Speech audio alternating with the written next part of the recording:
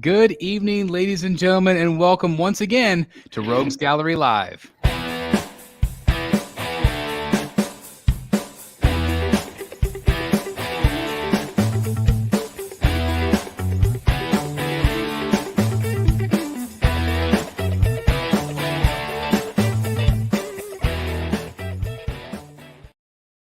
Welcome back, and like I said, it's Rogues Gallery Live. This is episode 99. We are just teetering over to 100. We're so freaking close, which is crazy. But this is the latest in statue collecting news and interactive chat. I'm your host, Chris, the Batman Statue Collector, and as always, we're joined by the Rogues Gallery crew. Over here to my side, of course, is Dan Default from Wayne Manor North. How you doing, sir? I'm doing well. How's everybody doing? It's great to be here again. It always feels like it's been 3 years since we've been together. I know, it really has. And the last show, of course, was an auction show, so we didn't get to chat, like normal. So that's probably why it feels extra long this time, I think. That's true. Yeah. We also have, with the incredible Batman display behind him, Mr. Jeff Morris is in the house. Hey, everybody. I thought you were talking about somebody else. No, just look at this. Look at all those great pieces you have back there. It's awesome. And look at that shirt. No, the shirts just get better every week. Yeah. He's setting the bar high. Yep, every week. Juice. Yeah. Oh, that's so great. Nice. Got bugs. That's awesome. When we went to New York last, or I guess it was 2019, we were staying right around the corner from where was it? The Ed Sullivan Theater, and I guess right beside that, or right near there, was they were doing the Beetlejuice production on Broadway. Mm. And I'm like, that might be really kind of fun. And they just recently announced that they were starting it back up again. And I'm like, how fun would that be to go see that show? I think it'd be a lot of fun. I'm sure it'd be pretty crazy. But anyway, great shirt. Perfect. It's getting to be closer and closer to Halloween season, which is one of my favorites. So that's great. Anyway, welcome to the show. We also have Mr. Eric B. from All Things Art. How's it going, Eric? Hey, guys. Looking forward to tonight's show. So should be fun.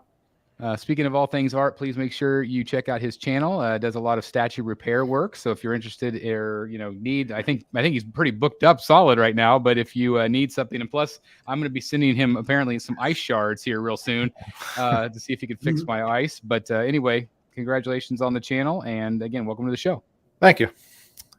And last but certainly not least, speaking of awesome channels, we have Jeff Delaney from Secret Sanctuary. How's it going, sir? I have a complaint. Oh, a complaint. That's not good. Well, let's put you on the spot here. Boom. I'm in the wrong square. Hold on. You need to be over. You need to be, let's see. Oh, there we go. Is that better? Okay. I feel so much better. Everything is right in the world again. It is. It does feel really weird when you're not over there. It does. It's like Hollywood Squares. That's right. What if we put you up there? Oh, pressure. Or maybe in the middle? I don't know. That looks pretty good. Oh my God. We're gonna really screw up things tonight. Let's just there we go. I don't know. Is that better? I don't know.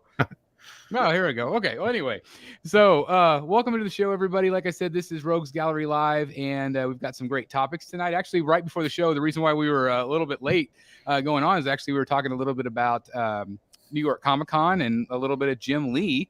Dan, I don't know if you want to reveal what you purchased today, which was pretty awesome. Yeah, so I was able to track down, I always kind of keep my eye out for all things Jim Lee art, and I stumbled upon one of the deckled edge limited edition G clays that he's had at some of the bigger shows here over the past couple of years. This one particularly is kind of the Bat and the Cat piece where he's kind of dipping Catwoman in an embrace, and it had a really unique remark at the bottom. Now, only some of those pieces are remarked, very few of them actually, and each print is limited to 100. And this one had a remark at the bottom, and it was signed by Jim Lee and Scott Williams, which is also kind of unique. And so I looked into it a little bit more, and come to find out the remark is Scott Williams. Actually did a Batman portrait on the bottom of the print, a pretty good size one, looks like maybe 3 inches square. So we were just talking before the show about the possibility. Chris had a great idea to bring the print with me to New York to have Jim do another remark on it, perhaps Catwoman or Joker or whomever. And we were just wondering when when New York Comic Con actually is going to announce that Jim's going to be there, because Jim announced it himself on the CGC Whatnot stream that he did last week. So interesting goings on. And that's another really cool thing. I've Sebastian Espinoza actually hit me up, and he's a collector of art, very much like you, Dan. But he really goes all in with the custom or the commissions. Yeah, like, he has all these incredible commissions, and he mentioned the Whatnot shows. Like, all these artists are doing the Whatnot shows, auctioning off their original art at fairly good prices. Some obviously are a lot more than others, but I thought that was really interesting. I know you were talking about the Jim Lee show, and I like that's awesome. It's funny because Jim did the show and it was 20 or 25 minutes. It was not long. Like, I literally stumbled into it. Wow. I showed the books the other night that I did, was able to secure there. So I was happy with the 2 books. And he did a couple of head sketches that they auctioned off, and a lot of money, but not eBay prices. Good. He did a Batman head sketch that was more detailed than the average one that I've seen him do on a blank cover. And he did a blank cover head sketch of Joker that was also more detailed than he normally does. I mean, he spent probably a good 10 minutes on each. And the Batman went for $1,300 and the Joker went for $1,500. Wow, that's awesome. But those pieces would be way more than that in an eBay environment. Yeah.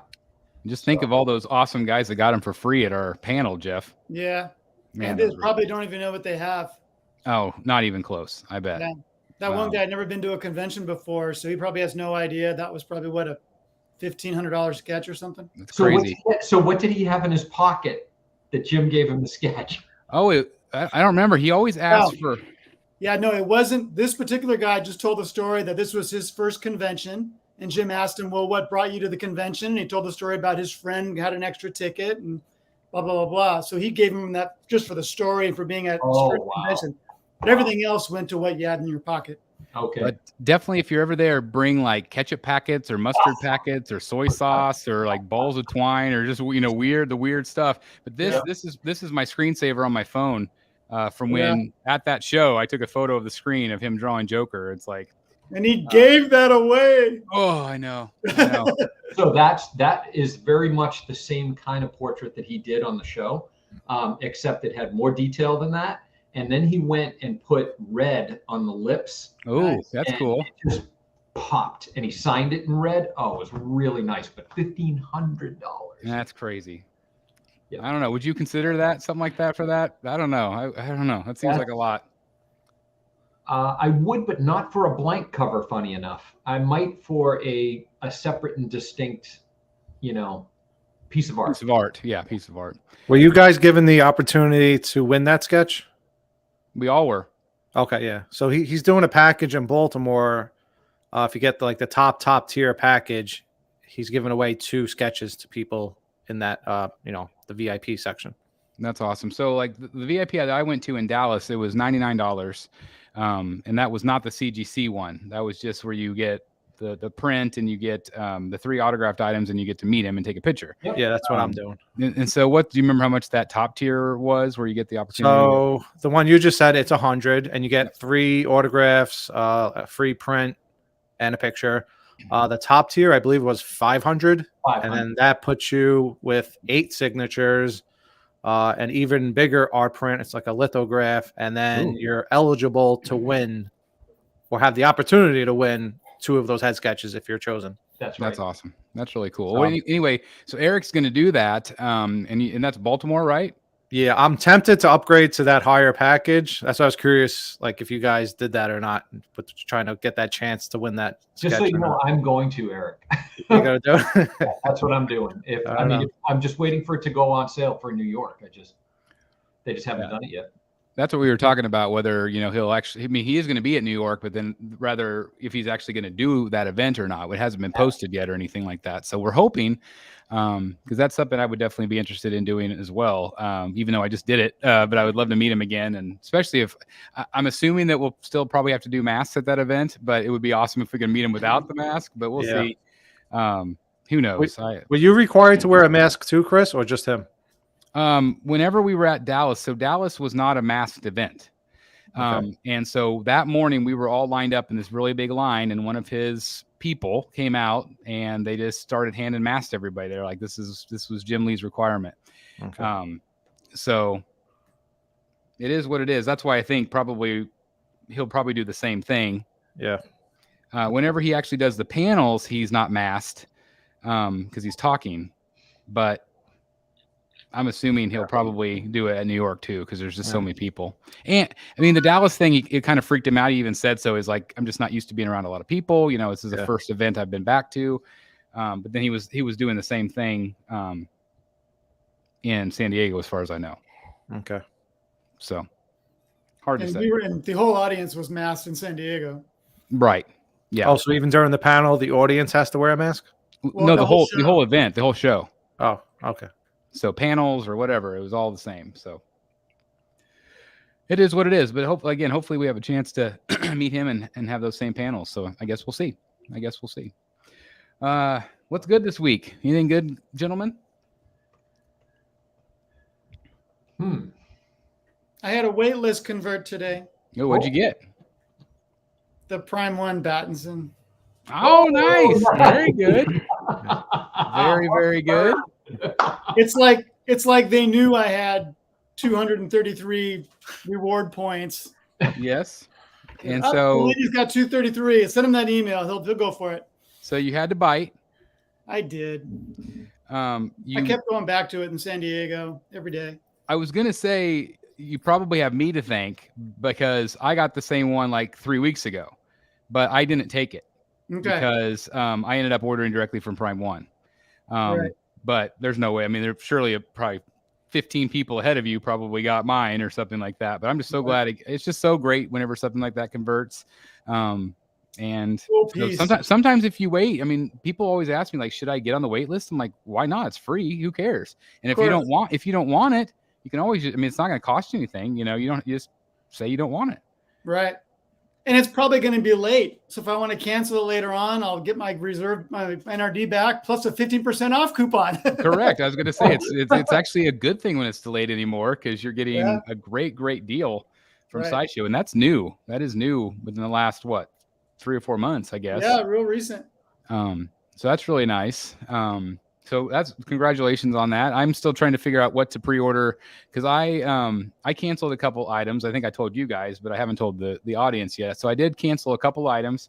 Number one, I canceled and I know this is going to make some people mad, but I did cancel the Batman versus Dragon from Prime 1. It had been delayed, and I just decided that it was kind of an impulse buy. It was getting ready to ship, so I was like, yeah, I just really want it. It looks really cool.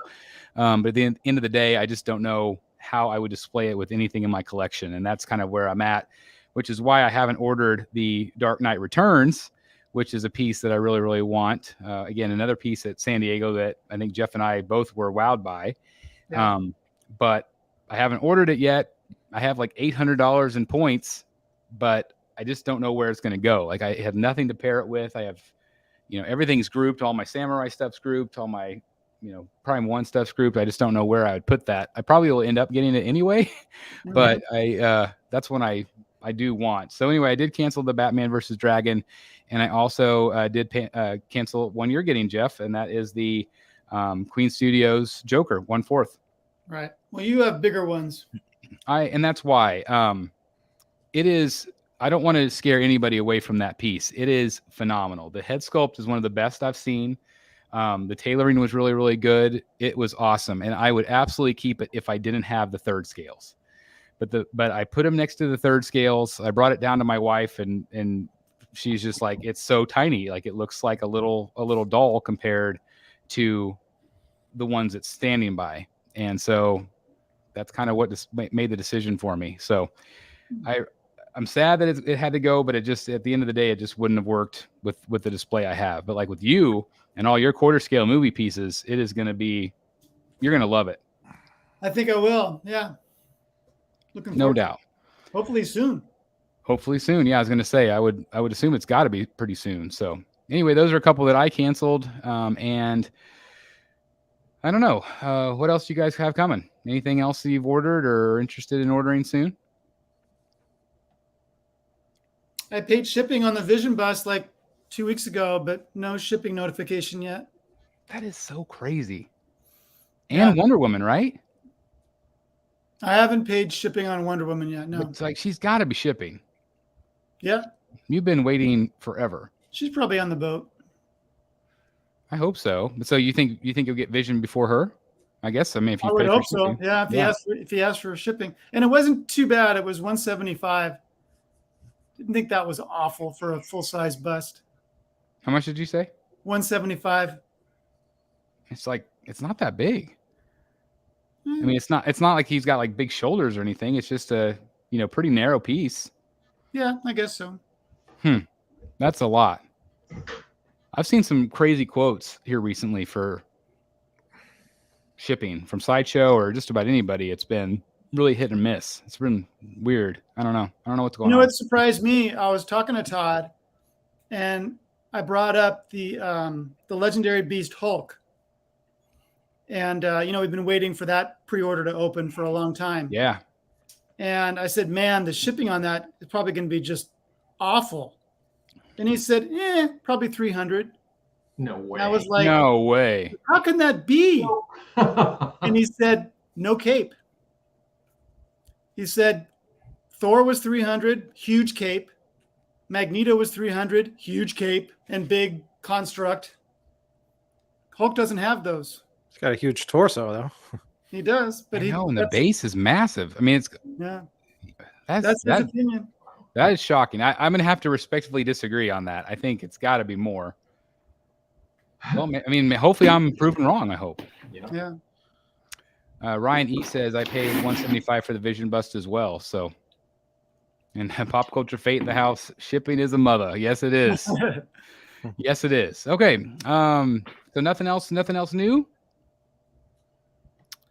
I have a few busts coming. I think I mentioned it last night. I got the Fabok bust I ordered, and then the Jim Lee Batman Hush bust. Really cool. Nothing too exciting, but little smaller pieces. I think they're going to be awesome in your collection. I mean, they're definitely fun. Yeah. And like I said, they're not going to take up a lot of room, which is great. Luis Mendoza says, do you like Samurai Scarecrow or Red Hood? Well, I like them both. I ended up ordering both. I know, Dan, you did as well. I did. And of course, we just unboxed Red Hood the other night, and it's down here at the moment because I had to move it for my camera last night. But incredible piece. It's really awesome. I think it's one of the best in the line. Wait, that can't be right. What? Pop Culture Fate 29 says shipping for Wonder Woman is $444. Man, I hope you're wrong. Unless maybe he's talking about the bust. Must be. No, he said quarter scale. How can that be? Fate, what are you talking about here? Have you already had this shipped? I'm curious too, because that is nuts. Yeah, everybody's like, what? Hopefully Fate's been drinking a little bit tonight or so. He says yes. It's that extra torso. Where are you? I think he's here in the US. I think he's in the East Coast by me. I think so. So How did your little Wonder Woman thing be $444 when that enormous Thor was $300? Yeah. Do you already have it, Fate? Reclaimer says, has Eric jumped into 1/3 scale? A little bit. Not yet. That would mean not yet. Yes, you have. Slowly working on it. Oh, direct from Prime 1. Wait, Prime 1? Okay, that's you mean Queen? That's Queen Studios. So maybe you're. I wonder if it's maybe he's not talking about the Queen Studios Wonder Woman. Clarify there, Fate. Justin Sports Card Museum says shipping for Batman life size was $700 last week and $110 for 1/6 Hot Toys Batman tumbler. Wow. Oh, the Injustice 2 Wonder Woman. That's the one he's talking about. Oh, okay. That makes a little bit more sense. Still, he probably did it air. Yeah, I'm sure he did it the speedy. That makes sense. Stanley, it's coming around real well. I know he's final touches here. Final touches. I don't know if Paula's still in the house, but Paula has done us an amazing favor, and she has filmed a Arkham City Harley Quinn review for us. Unfortunately, her her camera was set at like the lowest resolution possible, and so she felt horrible because I was trying to put it together today, and she wanted to redo it and give it justice. So she was planning on redoing it tonight and trying to get it to me this evening. So stay tuned for that too, because that is an incredible piece that I cannot wait to have. Everything I've seen. Dan, I mean, are you glad that you pre-ordered? Oh, for sure. Oh, absolutely. I can't wait. I'm just kind of waiting any day now for it's fully paid, and I'm just waiting for the shipping notification. Yeah. From Sideshow. Just waiting. That's right. Yeah. Zane says the Rat Titan guys didn't like the new Sideshow Joker at all. I think it's awesome. I agree. I mean, I've never ordered anything faster, in my opinion. And I believe that's a great quick segue here, because I believe there's a young man in this chat that is thinking about purchasing the Joker premium format, and his name rhymes with Kalani. And I'm not going to name any names, but he You really said wants... young man. I'm like, who the hell is he talking about? like a young Jim Carrey. That's what everybody says, apparently. So there he is right there. And so I'm going to do some convincing tonight. So I have pre-ordered the Joker. It was without hesitation. And again, God bless the Rat Titan guys. They don't like it. That's fine. But I loved it. And boom, look at this thing. Boom. Look at that. I come prepared. So this is the Jeff Delaney enabling session. This, of course, was given to us. These are ZBrush renders from our friend Daniel Bell, who sculpted this. He's been bombarding the groups here this last couple of days with these insane renders. But I just look at this. This is so cool. And terrifying, right? I mean, this is nightmare fodder right here. Yeah. Mm-hmm. So anyway, I'm just seeing if this sweetens the pot for you a little bit. Maybe a live pre-order. No, I'm gonna wait. There's no reason to do it, now. I want to take a closer look at the pics on Sideshow's site. The renders obviously look awesome, but some of the paint choices would not have been my choice. Like the green on his eyebrows is quite bright. I'm not sure why they went so bright on that. They're kind of like Muppet green, like super weird eyebrows color. It's like neon green. Because the eyebrows look great here. Yeah, but totally. they're super thick, kind of weird green. I agree on that. And to be honest, like every photo of that, I don't think it almost looks like it's fuzzy. Kind of. And I don't know why. I don't know if you guys noticed that or picked up on that too. It's just like nothing looks very clear on that. You know what looks clear? There's one picture that looks clear. That's Facebook. It's the one where they put it into a living room setting so you can see how it will look. Right. That one's crystal clear. Isn't that weird though? Yeah. Like even like on the videos that we did at San Diego, it had that weird kind of light on it. It had it was just the glass. So it had a glare. So it made it hard to really get the paint on him. And so I thought, well, that sucks. But when we get the actual photos, we'll be able to see it clear. And then we get the photos, and it's like it's through that same damn glass. It's like I can't see it. It's like you have to look at Sideshow's SDCC photos before they put the glass on. Yeah, to get a decent idea. And that helped. But again, you can see the detail here. There's definitely an incredible sculpt. Not everybody likes the hair. It kind of has kind of some horns, which I kind of like. But to me, it's kind of more of that 70s, late 60s, early 70s Joker. Well, it's funny because some people say it looks like Wolverine hair, but it also kind of looks like a bat insignia. It does. Yeah. That's a good point. That's a really good point. I didn't notice that, but that's pretty cool, actually. I thought it looked like Ace Ventura, Pet Detective, but I can see that.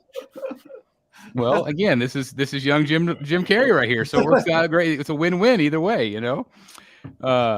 Bumblebee tuna. It's all good. So anyway, I just wanted to show you those photos because I thought they were really cool. Thank you for enabling me. You're very welcome. That's what we do here on the show. And speaking of, just highlighting something here, I wanted to show everybody this photo I thought was really cool. I want to congratulate Queen Studios. They won the 2022 Best DC Product Award. We don't know for what though. That's the only weird thing, but congratulations to Queen Studios. How awesome is that, guys? Yeah, I want to know what the product is. Yeah, isn't that weird they didn't show it? I Interesting. don't know. So maybe we'll find out. So anyway, let's see. Is Joker hiding something else than a crowbar? That's why the weird picture. No, he is. He just has a crowbar behind his back, and he is shaking your hand with the wrong hand, which is funny. I think it's funny. And then he's stepping on with his foot. He's stepping on a button that's going to detonate the bomb. So it's actually like three-way misdirection, kind of, which is, I think it's really smart. Jeff, I live in Los Angeles, 49 miles away from Sideshow, and my Storm shipped $60 when normally it would ship for around $29. Yeah, I've heard that. I don't know if the box was bigger than other premium formats or not, but Huntress has come out since then, and that shipping was pretty normal. It was like low 30s because I'm 70 miles away from Sideshow. So there must be something about Storm's box. It must be a bigger dimensional weight than normal. That's so crazy. Brad said that was funny. Eric, what did you say, Eric? I missed it. I think it was Ace Ventura. Actually, I did a little side-by-side comparison when it first came out. Not making fun of it. It reminded me of his hair from that movie. So yeah, I see that. And isn't that from the scene where he has the spear? Yeah. God, I've never laughed so hard in a movie when he's like, oh. And then the other way. God, that was a great scene. Absolutely great. Yeah, and cards up his sleeve too. So he's got just so much going on with the piece. It's really pretty awesome. Pretty awesome. Let's move into topic number 1. And I entitled it, "Is the Killing Joke Joker ES a bust?" Pun intended. Because it is a bust. But so whenever this went up for pre-order, and this is one of those pieces that literally came out of the blue.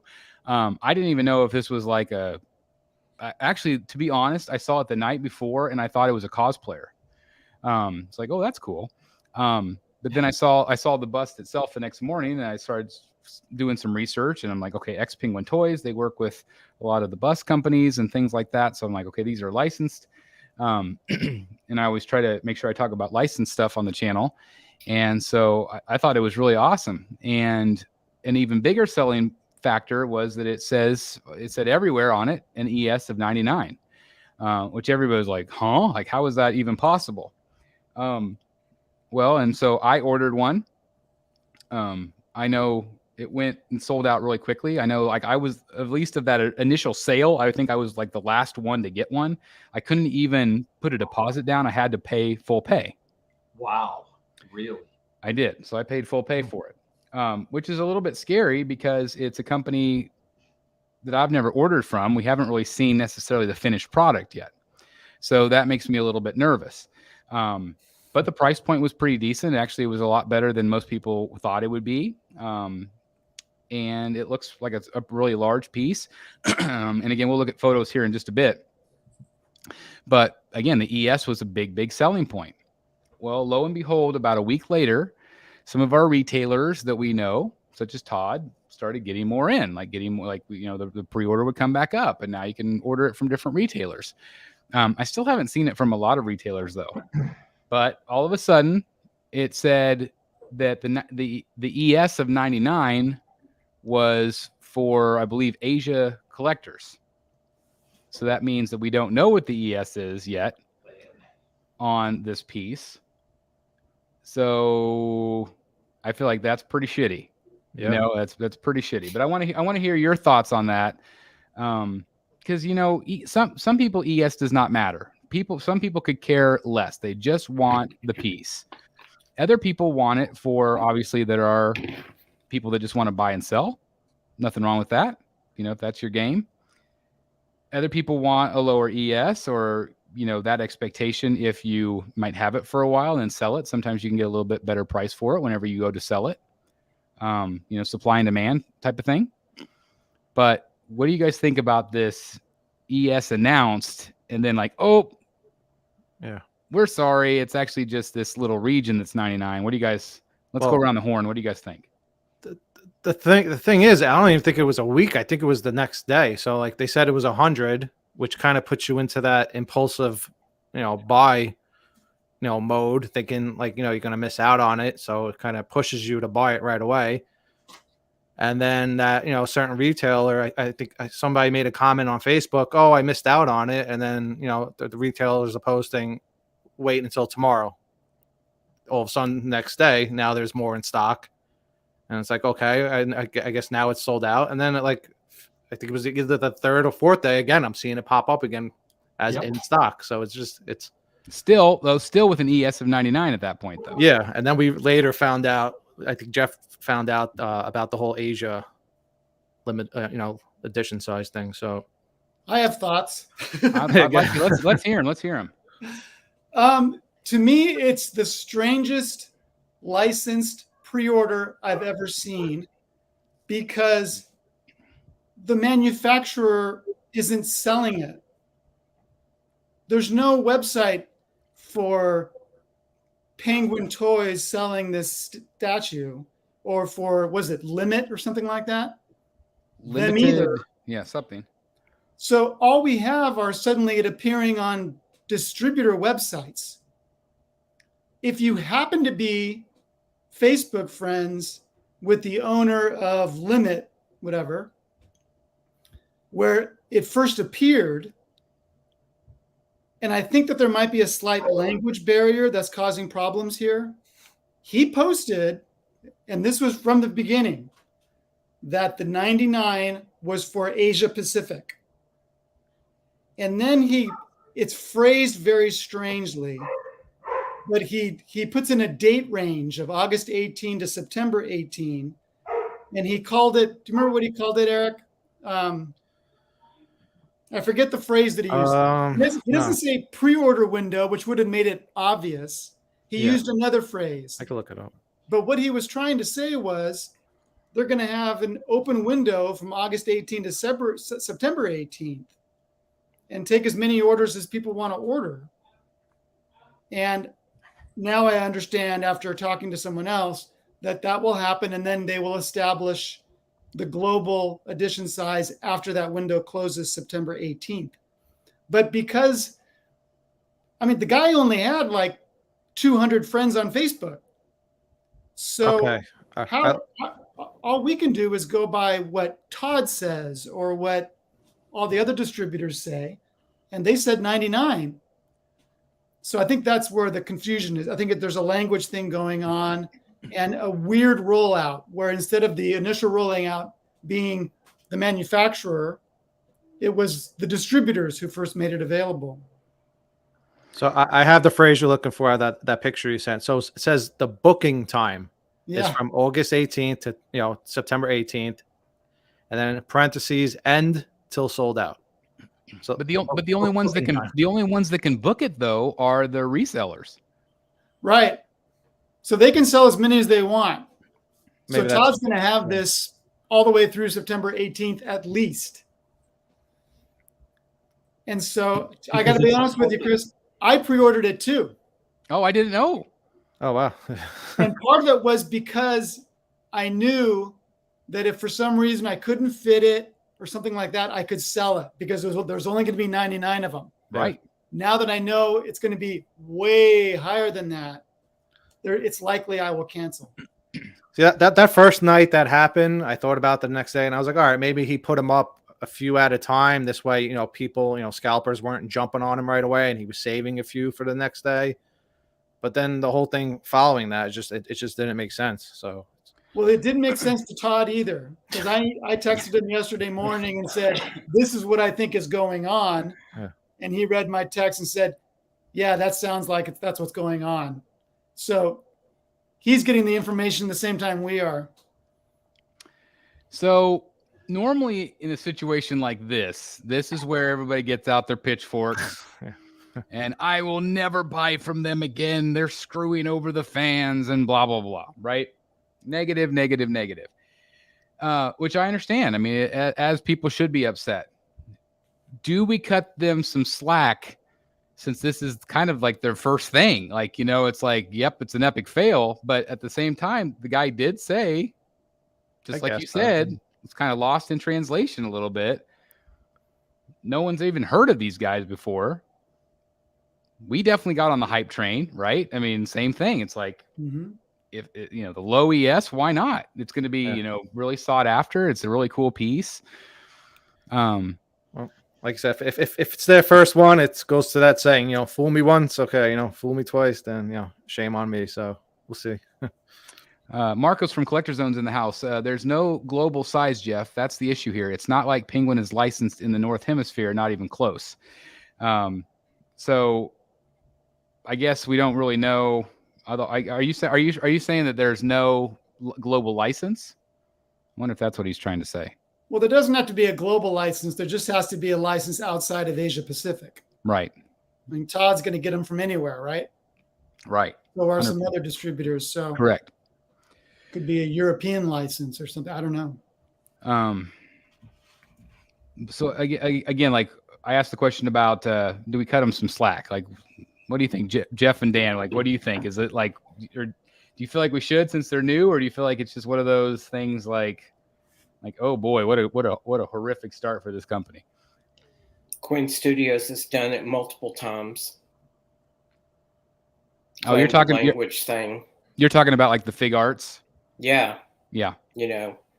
It's that Joker 1/6 scale figure was only going to be available to order for 2 days, 48 hours, or a weekend, and I think you could still order it. And then they were like, well, we didn't mean it like that. Well, Prime 1 did that too with Katana. That bonus head was supposed to be a timed thing and turned out not to be. I think you can only claim language so many times. I mean, you can Google Translate. You can get somebody.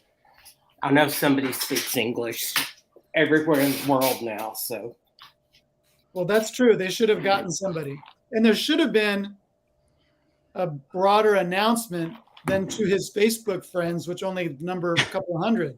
Right. So they don't even have like a Facebook group or a page or anything. No, it's his name, and then in parentheses, Limit Studio after that. Crazy. So it doesn't, even if you look up Limit Studio, it doesn't come up. You have to know the guy's name. That's crazy.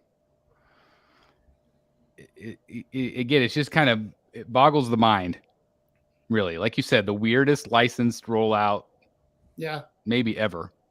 I mean, I'm glad that I pre-ordered from Todd because I know my money won't disappear. Ryan mentioned earlier he thinks it's a scam, but like I said, the manufacturer's not selling it, so it's not like they're scamming us because we're not buying from them. Brad Ladner says capitalism means a company makes a product for the number that wants it. Honestly, ES is a concept is odd. If I had a statue company, I would do the same, open buying for a certain period, then stop. That's MTO, right? I mean, that's XM's MTO model. Well, yeah, but Brad would make that clear from the get-go. Correct. Clear from the get-go. Right, and that's the key is if you let people know what you're getting into. I mean, that's important. And hopefully, if there ever is a second release from Limited, that maybe they'll have their ducks in a row and make the announcement correctly. So it's just a very interesting topic. So I can understand where people will want to cancel. Are you considering canceling yours since the ES might be higher? I mean, what if the ES is, let's say, 400? Oh, maybe not. What if it's 1,000? It just kind of puts a bad taste in my mouth. Sure. What was the price on the piece? What, like 1,200, 1,500? Well, that's what's funny is that I think Todd had it for $1,439 if you paid in full and $1,499 if you put the deposit down. Yep. So that's strange that you said you had to pay in full. That's another weird thing. Well, I know that there were some collectors on Todd's site that was able to get it with the deposit, but it went up for pre-order like the middle of the night in the United States, which is it's like whenever it's available, he'll put it up. But so I went and I think I hesitated for like 20 minutes and I went back and the option to do the deposit was gone, which I just thought, okay, that means that this is it. This is like all they had. And then I ordered it. And then after I ordered the one with full pay, it was gone. So that's why I think I might've got the last one of that initial, batch. Cause you figure an ES of 99 worldwide, let's say a local retailer would get, let's say 10 or, or 5, who knows, Right. They would not get very many in. And so then when people were starting to message me, I probably had 20 messages that morning and said, I've heard they're going to get more. I've heard that, just be patient. They're going to get more. I'm like, okay, well, maybe they made a deal and was able to get more, because maybe this is the only retailer I was able to see that had it available. And since then it might've changed. I don't know. But then it started getting weird. Like, okay, how are they getting more and more? And then I saw that announcement a couple of days back, whatever it was, that said, okay, well, now it's just an ES of 99 in the Asia market. So it's pretty interesting, but definitely something to keep an eye on, I think. I don't know if retailers will be understanding with that, because again, that's the way they advertise it as well. So I don't think it was necessarily meant to be false advertising, but at the end of the day, a lot was lost in translation. It sounds like, not necessarily translation, but just communication in general, especially if there's not an actual company selling it, which is very weird. If only there was a YouTube channel that's centered on like Batman related merchandise that they could have hooked up with to do an initial announcement. Could you imagine the initial rollout of that? How cool that could have been. Yeah. Man. Someone with tens of thousands of followers. That guy's probably an ass. So I don't know. It's only really should be called the Joker statue collector. The Joker statue collector. Because he doesn't collect heroes. The enabler statue collector or something. So what is it? It's 99 limited to what? South Asia, you said? Or it says Asia Pacific. Asia Pacific. So is there going to be like separate edition sizes now? Like two separate? Because now you said so how do they go to different? To know that would involve some constructive conversation that hasn't occurred. Maybe a YouTube video or something like that. It could be like how do you tell the difference between the two, edition sizes on the statues, other than the bottom of the base? It just sounds very fishy. That's a great question. I should add that when I mentioned to Todd, I was unsure what the quality would be like because I've never heard of these people. He felt pretty confident the quality would be really good because of Penguin's association with Infinity. That's the reason why I had confidence. I'm like seeing what Infinity's doing, and it says Infinity Studios and Penguin X Toys. To me, I feel like the Penguin X Toys were the actual ones making it. Or at least maybe Infinity does the sculpting, but then Infinity actually produces it, maybe. And so then that's kind of what I was gathering. And so I was really confident seeing that name attached to them, like, oh, well, they're doing great work. And I think they've even done some stuff with Queen Studios also. So I'm still real confident it's going to turn out great. I think it looks great. And I think that's awesome. Somebody, where's that comment? People shouldn't be buying because of ES, but because you like it. Hobby shouldn't be about resale. And I agree for the most part about that. Although there is that part of it that there, whenever you run out of room or you want, you want your value back. You don't want to generally lose money. And I know that there's going to be the collector that says, by God, Chris, I have 1 million statues in my collection. I've never sold one. Well, that's going to be pretty full collection. It's going to be. We're not collecting stamps. Correct. Well, yeah, These we're are not large objects, and right. Many of us are at a point where if we want to buy one, we need to sell one, and it would be nice if we sold it, we could get back what we paid. So, in that respect, yes, edition size does matter to me. It does. I get that some people don't care about the edition size, but to put, they released it so quick, and to only say that there's 100, it literally pushed you into a quick buying decision to pre-order it, as fast as possible. So here's my cynical point of view on this. I would be unhappy with a pre-order either way, because either they were manipulative, right, and completely manipulated the PO and knew exactly what they were doing, which I know that's a really negative, cynical point of view, but this somebody said it looks super sketch. Yeah, I would agree. Sketch. I would agree with that. Red Hood right there. Or they have no clue what they're doing from a business point of view and completely balled the whole thing up, which doesn't give me a lot of confidence in them as a business to deliver on what they're saying they're going to deliver on. So either way, I am left, like you said, Jeff, with a very bad taste in my mouth about the whole I think they might have known, because we were even saying if there's only 100, this thing's got to be super expensive. I mean, these things cost money, Exactly. to produce. Yeah.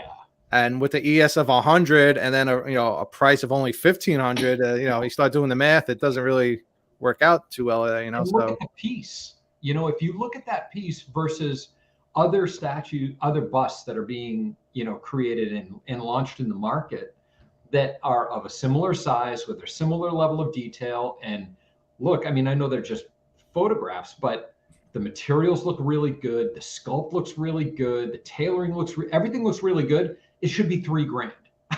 Yeah. Sorry, but compared to everything else, it should be $3,000. And to come in at 1,400, I kind of sat back. I'm like, is it made of plastic? Like, what's the sculpt made of? Yeah. I mean, it's just almost like one of those too good to be true. Exactly. That's what I'm saying. It's too good. 1,400 and an ES of only 100. It's like, well, something's not right. Math doesn't work. Yeah. Yeah. They'd be losing money at that point. I know. So after all this, bottom line, they better damn well hit it out of the park. It looks amazing from the pictures. I mean, the pictures look awesome. Like you said, Chris, it looks like a cosplayer. I mean, look at that. There it is. I mean, how is that not $3,000 compared to other busts that are in market right now? Yep. Well, but I mean, are there polystone busts that are that high? Not generally, no. Makes a big difference. I mean, you look at a normal sideshow bust is 800, 900. Yeah, I mean, it Maybe might 1,000. not be all that up. I thought it'd be more too, but 3,000. You're normally looking at silicone, aren't you? Yeah. You're probably looking at paying $1,000 license fee out of each one of those $3,000 too. Yeah. I mean, it's a beautifully sculpted head, and then you get a little peek of the wrists. But other than that, there might not be much going on underneath the clothes. Yeah, if there's nothing under there. Maybe. It could be like the life-size Grogu. Yep. Where it's just like a form underneath. I'm glad you mentioned that, because that is a big problem on this piece. That the wrists are flesh color. In the Killing Joke, the Joker has white skin. His whole entire body is white. So that is something I do hope that they fix before they ship it, because the skin should be white, just like his face. So if you are a Killing Joke aficionado like myself, you definitely want that fixed. Right. Because does Infinity have a non-silicone two-armed bust? Not that I'm aware of. So it's hard to compare. It is. This one's kind of an anomaly. Because every other bust that's comic book based has no arms. Has no arms. Yeah. And this, this one's very tall. And this one comes with a camera. This one comes with a camera. Yeah. It's expensive camera. So anyway, it is what it is, but I did want to kind of highlight that because I thought it was a pretty interesting topic tonight. So anyway, I want to move on to a quick topic before we move on to photos real quick. This is topic number 2. I entitled it, Matt Reeves handed the keys to the kingdom. Did you guys see this news this week? I thought it was pretty exciting. Yep. So basically, topic 2 is going to be talking about Matt Reeves. And ever since Discovery took over HBO, bought Warner Brothers, it's been kind of in limbo about their direction. They're going to do this 10-year plan. Seems like they're wanting to focus a little bit more on some of those initial characters, maybe even, Henry Cavill Superman, where there's a lot of gray area there. But anyway, sorry, that beverage sounds delicious, Jeff, as you're pouring it in there. Yep, sounds delicious. Anyway, there was all these reports that says, well, the Batman 2 hasn't been greenlit. It hasn't been, it's in development, but it hasn't been greenlit yet. So we were kind of like, at least on my end, I was like, I really want to see the Batman 2. I love the Batman movie. And so I was really excited for all the possibilities, including the Penguin show. It's on HBO Max. And this week we did get confirmation that basically they've, again, handed the keys to the kingdom to Matt Reeves to do all of these first look films, basically, first look projects. So what does that mean to you guys whenever you hear first look projects? What does that mean to you? Means Warner Brothers gets first look at anything he does. Pretty awesome, right?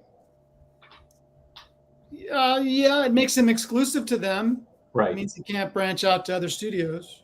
Isn't that kind of what Universal did with Spielberg a million years ago? Probably, but I'm sure he got a sweet deal. I'm sure Matt Reeves got a sweet deal. I was going to say, he definitely got money. Believe me, he definitely got money to sign on. A bungalow on the studio lot and the whole bit, probably. Yeah. Yeah. So that basically means that we will be getting a Batman 2, probably a Batman 3.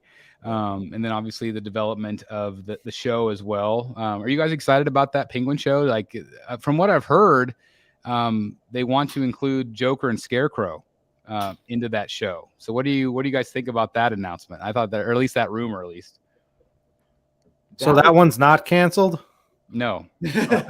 Seems like everything not now. I mean, now that's the thing is if they're going full into Matt Reeves, we're going full into Matt Reeves. Because they said I think Titans got canceled too, supposedly on HBO. So yeah, if it it's involves still in there, it's still in the HBO Max like promotional things that they do. Okay. So maybe it's just a rumor. That was a good show. That's a shame. Yeah, I thought Titans was really good as well. I mean, it could have been a rumor. I just read a headline, so I don't know.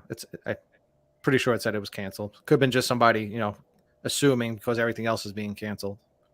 Yeah. So what do you think about those characters announcement, Dan, for the Penguin show? What do you think of that? Oh, I love it. I kind of, it's funny. I'm a little bit trigger shy on Penguin because I don't want them to do what they did with Gotham, which is don't have a Batman show without at least mentioning Batman, right?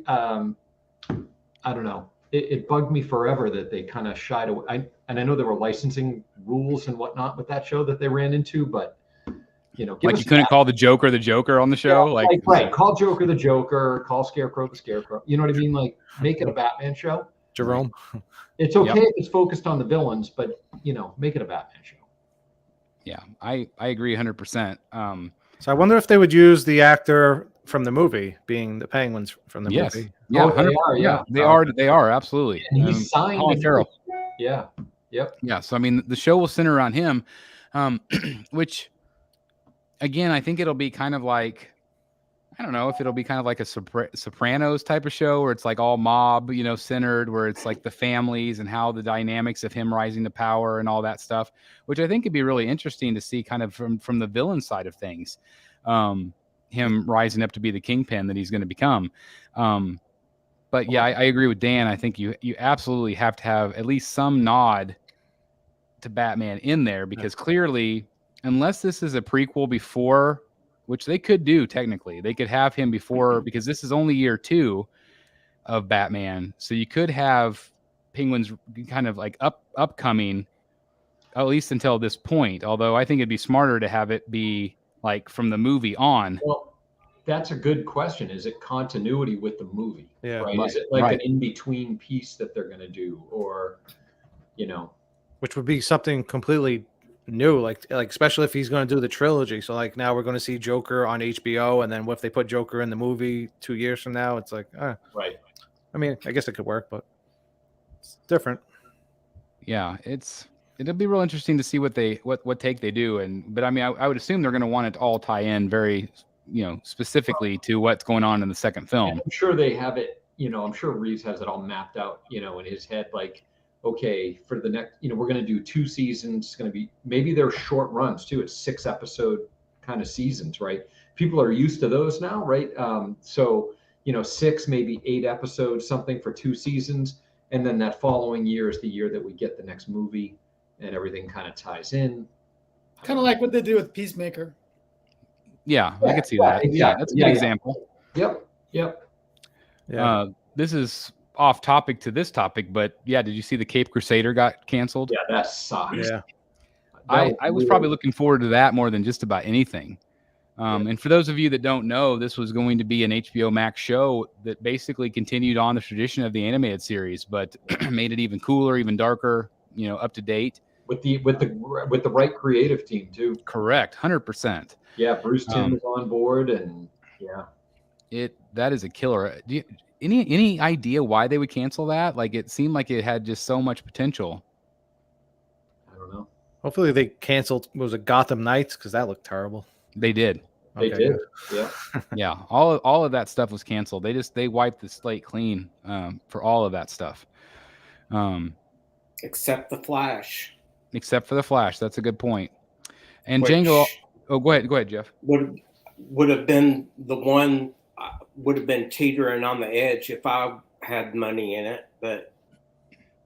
Well, there was the thing on Facebook yesterday, and it was one of those sources that I don't know if it's a legitimate source or not. But if it's true, the Flash is apparently scoring really high in screenings. And again, if this article is true, because of the nature of the story that they're doing, we get like Chris Reeves Superman. Oh, wow. Done digitally. Wow. We get a lot of people from past Fan service films. So if that's true, I can see why they wouldn't want to cancel it. The article said that it has scored higher than any other DC film ever done in early screenings. Wow. That's crazy. That is crazy. Django here brings up a good point. Cape Crusader isn't canceled. It's just not being produced by HBO Max. That is true. So it's been rumored that they're going to be shopping around. I don't know exactly how that would work since it's a Warner Brothers thing. Yeah. But I did read that also, that it's not necessarily canceled. It's just that it's not going to be picked up by HBO Max. So I don't know exactly what that means. But and then Dan, didn't you say, I don't know if it was just the comic book side of things, that DC Universe might be coming back, or was that just for the comics? I thought somebody said that. I heard about that in the comics context. I don't know about anything else. So maybe they would bring back DC Universe and put their shows back on there. But yeah. Anyway, it's an interesting topic, to see kind of what they're going to do with all of this stuff. But as a big fan of the Batman, and obviously 3 of us are buying the Batman piece from Prime 1, which is exciting. I'm just really excited to know that we'll officially have more films, more TV to all tie it together. Because obviously that wasn't necessarily the direction they wanted to go with this new leadership. But I think they wanted to kind of do, and it sounds like we're going to still get both universes again, which is again right where we left off, right? With the old leadership. So hopefully they have a better plan. But I do love this universe, so I hope it keeps going. So sounds like we will.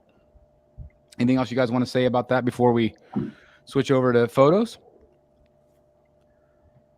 Negative. All right, we've got a lot to look at tonight, so we'll go right into it. Well, we have at least 10, 20 pictures. Got a lot of pictures. Probably like 250, I think, tonight. Per minute. Yeah, per minute. It's going to be like a speed round. Yeah. Pass. Is this large off the screen? Can you guys see it okay? Yeah, we got it. Yeah. Okay, so again, this is the Joker that we were talking about earlier. Really cool piece. Obviously, a great sculpt. It's got a card in his wrist. Again, the only thing that I don't like is the wrists are not white, which they should be. So again, hopefully they will fix that. But we know a guy who can fix that. Yes, we do know a guy. We got a guy.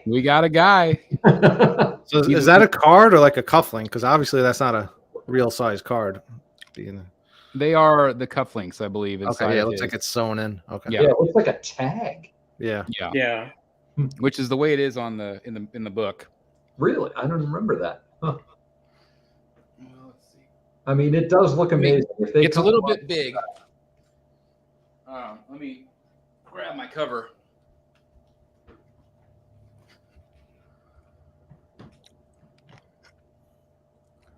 Let me grab my cover real quick so you guys can see the tag or the cufflink. Yeah. It's yellow though. It looks smaller there, and it's yellow. Yeah. It's way smaller, but again, you notice the white arms. Metal. I do think that's a cufflink too. Yeah, it should be a cufflink. Yeah, it's cufflink. Oh, that's interesting. They did that. So that's something they could adjust. I mean, instead of it being, that would be simple if they just made a real cufflink instead of that big tag and then did his arms white. So again, there are a few things that are not right with it, but It is what it is. Did they get the camera brand correct? Camera brand is Witz, WITZ. Yeah, that's what it is. All right. So I think that was correct. Yeah.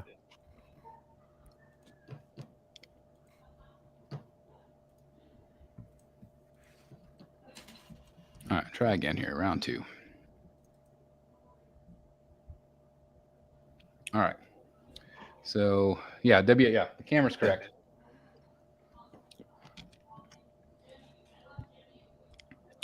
It's got a great light up base to it with a carnival base, which is fun. Yeah, I like the base a lot too.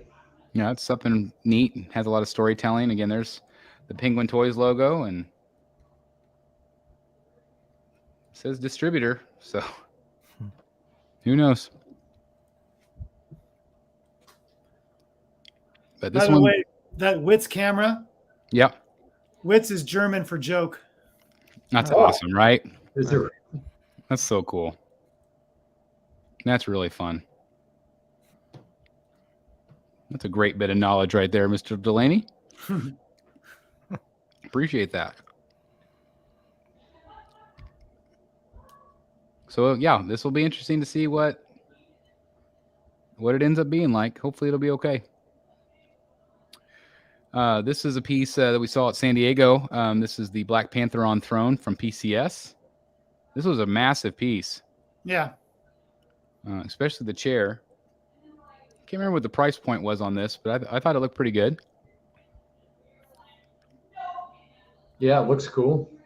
I know Aunt Adams, talking to him, he was incredibly proud of this one.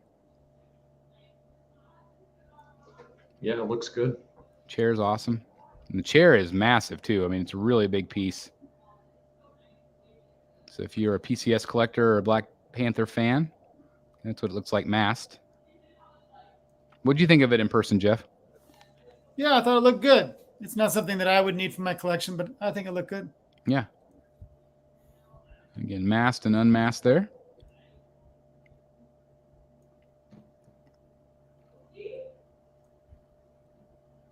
Got a lot of great color to it, and very, very tall. Yeah. Was it third scale? Yeah. Oh wow, Yeah. third scale. Yeah, third scale. It's massive That chair. must be big. A lot of nice texturing, a lot of nice detail on it. It's a cool piece. All right, we're back to enabling Jeff. Love this angle on him. Very, very creepy. I feel like this photo is pretty good. It's still a little fuzzy, but it's, again, there's the eyebrows we were talking about. Yeah. That's just bright green. Yeah, maybe if they could tone them down just a little. Make them dirty. Yeah. I hope they're able to replicate like the blood on the gloves.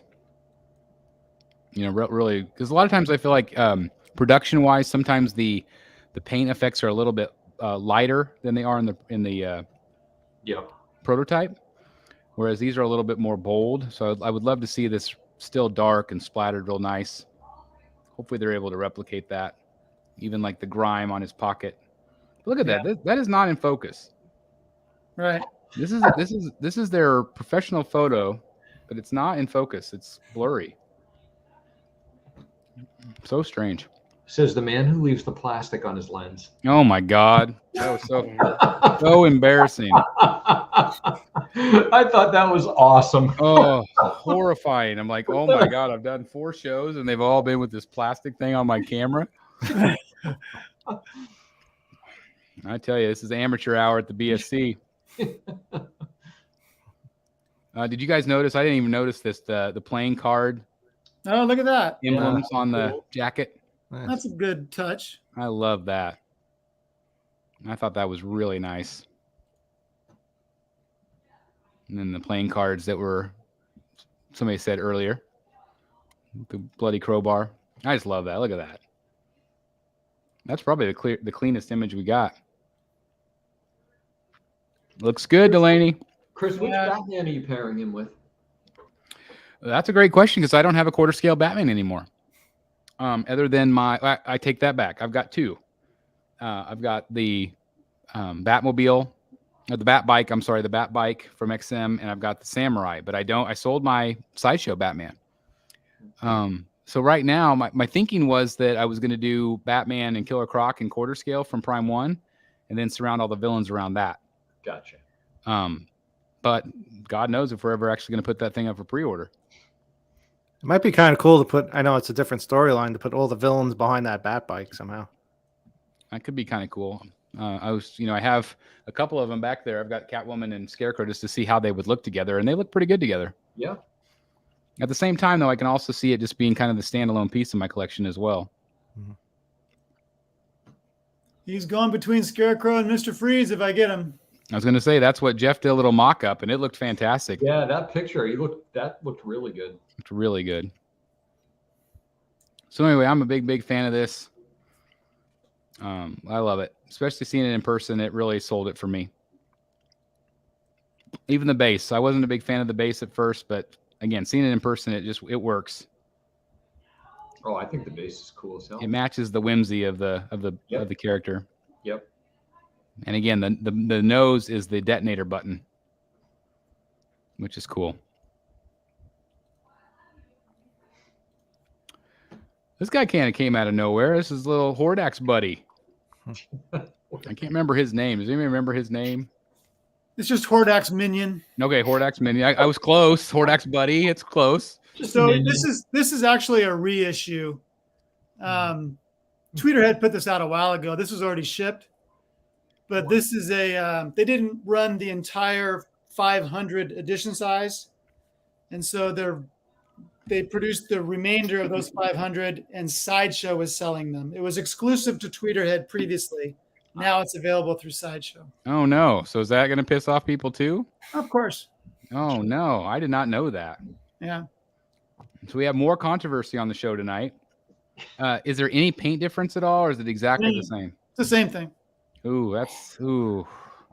But it's not like it's beyond the initial established edition size. That's true. I mean, that's true. If Tweeterhead said they were going to sell 500 and they didn't, then that's I think that's still okay. Yeah. So I don't see that as being near as big of an issue as the other one we talked about. Right. But I think he's really cool looking.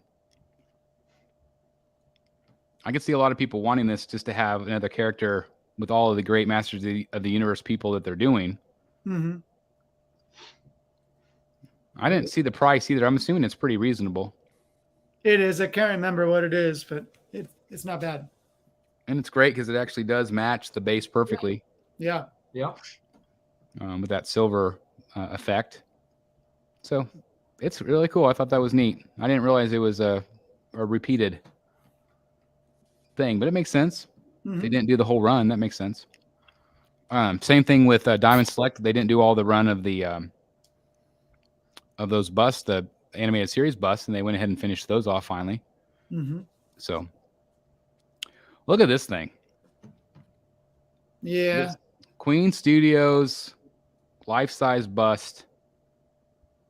This thing is nuts. Look at the detail on this thing. I've heard a lot of positives, although it's just massive. And pricey. And do you remember what the price point is? I want to say like 38 or something like that. Wow. I'm not sure about that. Don't quote me. I'm assuming it's done like the past Alien pieces have been done by other companies. That head dome is just really cool. It's like see-through. Yeah. The clear. You can see some people have complained about the fact that it's so transparent. Apparently in the movie it's not. It's quite foggy. Yeah. It seems like that could be something that they fix pretty easily. I think some people would like to see it better, but some people want to be strict to the movie, and some people would like to see it better, probably. But look down here. I mean, there's a lot of fog back here. Right. That but the skull itself, I think, is what they're. Oh, so this like the up front. Yeah. It's really neat to be able to see it though. Here's a side profile. It's going to be a deep piece. Chris, is this from Alien or Aliens? Does it say? This on the plate says Alien. Alien. So if it's from the first movie, I mean, you don't honestly get that clear a shot of this you thing. No. you do not. So I think that's pretty subjective. Yeah, I think so too. If it's from the first film, you do not get a real good look at it. No. And like I said, there is fogginess on areas, but Yeah. I still think it looks incredible. It's $38.75, Oof. That's a lot. but they're only making 199 of them. Are you sure? No. Is that only Asia region? No. Or is We that better- just we better till triple check. tomorrow? Yeah, triple check. Tomorrow there'll be more. No, in all honesty, I'm sure that is the actual ES. Queen Studios has their ducks in a row for sure. Well, at least most of the time, I guess. You're right, Jeff. With the in-art stuff, that was kind of a disaster. Ooh, look at this guy. I am really excited to add this. I was hesitant for a while. I know, there's been the Cape Gate of not knowing how deep this thing's going to go, but looks really awesome. This is the Jason Fabok Detective Comics 1000. What do you guys think about in-hand photos? Do you think it turned out pretty nice? I do. Yeah. It's pretty cool. I love it. I think it looks just like his artwork. So yeah. Yeah. This was an interesting photo. So this is the Hush that a lot of us have, and this is him, the new one, but he looks a lot smaller. I think it is pushed back a little bit, and obviously with the perspective of this, I was actually hoping this person would post a few more photos. But that kind of weirded us out a little bit. It's like, whoa, he looks kind of tiny. Yeah. But I said that actually might be a good thing, just if he's so deep. But love this with this art print behind it. Actually, I think it's just a poster, but I wish the bust came with that chest emblem. yeah, that would be neat because it does come with the this one. Yeah, just that one. And the deluxe does have the swap out, so you can do that one. So this one you get the looking straight out, you get the looking straight down, which is the way the cover is. Yeah. And then off to the side, and then off to the other side as well for the deluxe. I've always liked the head down position, but in that collector's picture, I do like it when he's looking to the side. I do too. I'll either do that one or this one. But I do admit I do like the side. This one in particular, I like this one. I think Jason just got this into himself. I think he did. had. I was trying to remember which one he had on display. I think he had the head down on display. Head down, yeah. Yeah, he did just get this one in. So Prime One sent him a copy of it. This has also started to ship. This is part of that Justice Buster piece. This is quote unquote quarter scale. But I think this turned out really good too. What do you guys think? I like this a lot. Got a light up feature in it. Mm-hmm. And that was a real reasonable price point, wasn't it? Really? Like under $900 or something? Yeah, it was really good. Some really great detail on the back.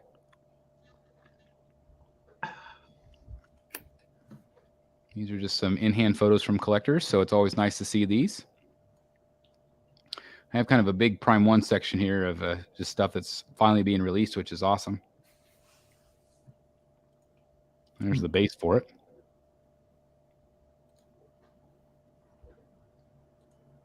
And there's the portrait. It gives you an idea of the scale.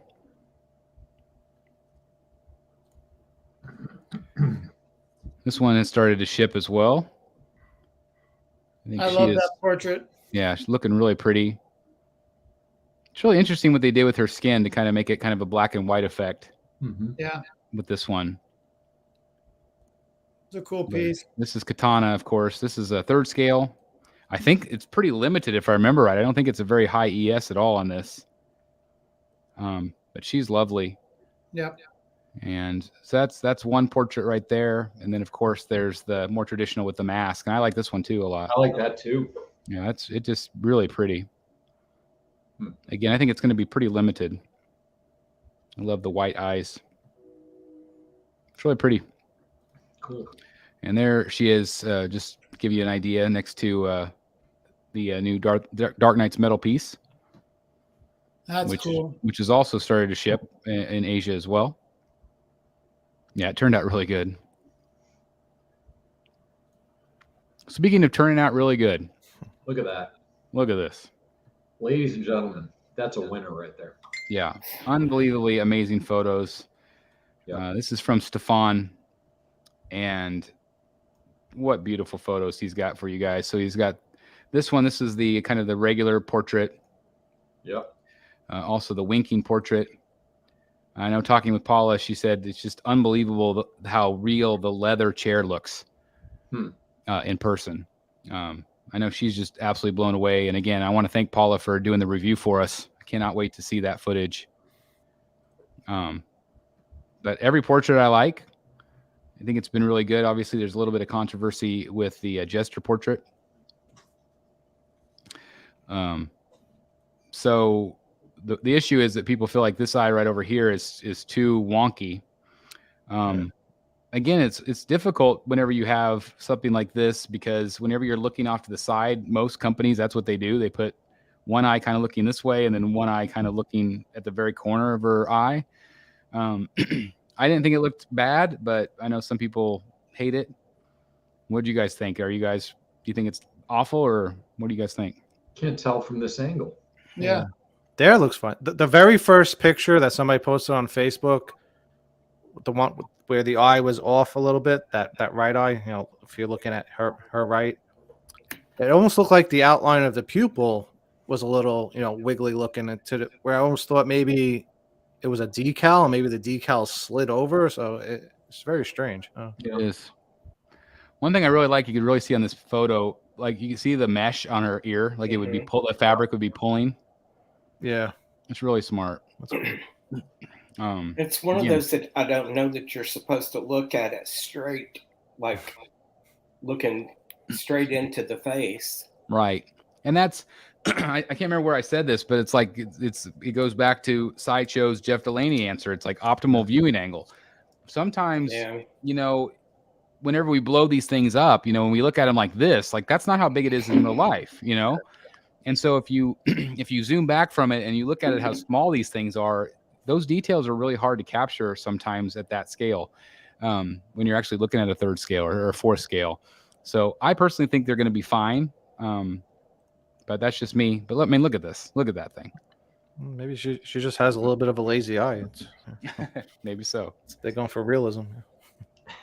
Anyway, I think she looks lovely. So Too which many portrait are to you the going side to of the use? head. Which one am I going to use? Yeah. Probably this one. And Dan, what about you? Oof. Probably this one. Probably this one. I do like this one too. There was another one I don't have the photo of. That's really good right there. Which one? On the left. This one? No, the other one. That one. Yeah. Yeah. I mean, if you look really hard, you could even see it in these photos. The pupils very off, you know, to the inner. Yeah, again, she's looking that way. She's looking. Actually, even if you look at that picture right there, see the bottom of the black, how it's a little curvy looking. I don't know if you could pick up. Yeah, that's because that's the inner lid. Yeah, but on the somebody posted the Facebook photos. It was all along the right side. It was doing that to where, like I said, I don't know if it's like a decal and it like slid as they were putting it on and bunched up a little bit, or I don't know. But they're all like that. So I don't know. Possible. Anyway, I can't wait to get this one in hand. I know Dan's really excited as well. Any day, hopefully. Come on, any day. Yeah, we have hopefully. This is the piece that I mentioned I canceled earlier. Got a lot of points back, which was nice. But this is some in-hand photos. How do you think this one turned out color-wise? It looks different in every picture I see. It does. It does. Yeah, this one way different than this one. Yeah. Yeah. I don't know what photos we looked at the night you pre-ordered it, but those photos looked amazing. They did. I thought this. Yeah, it this still looks good, but Yeah, I like the colors here.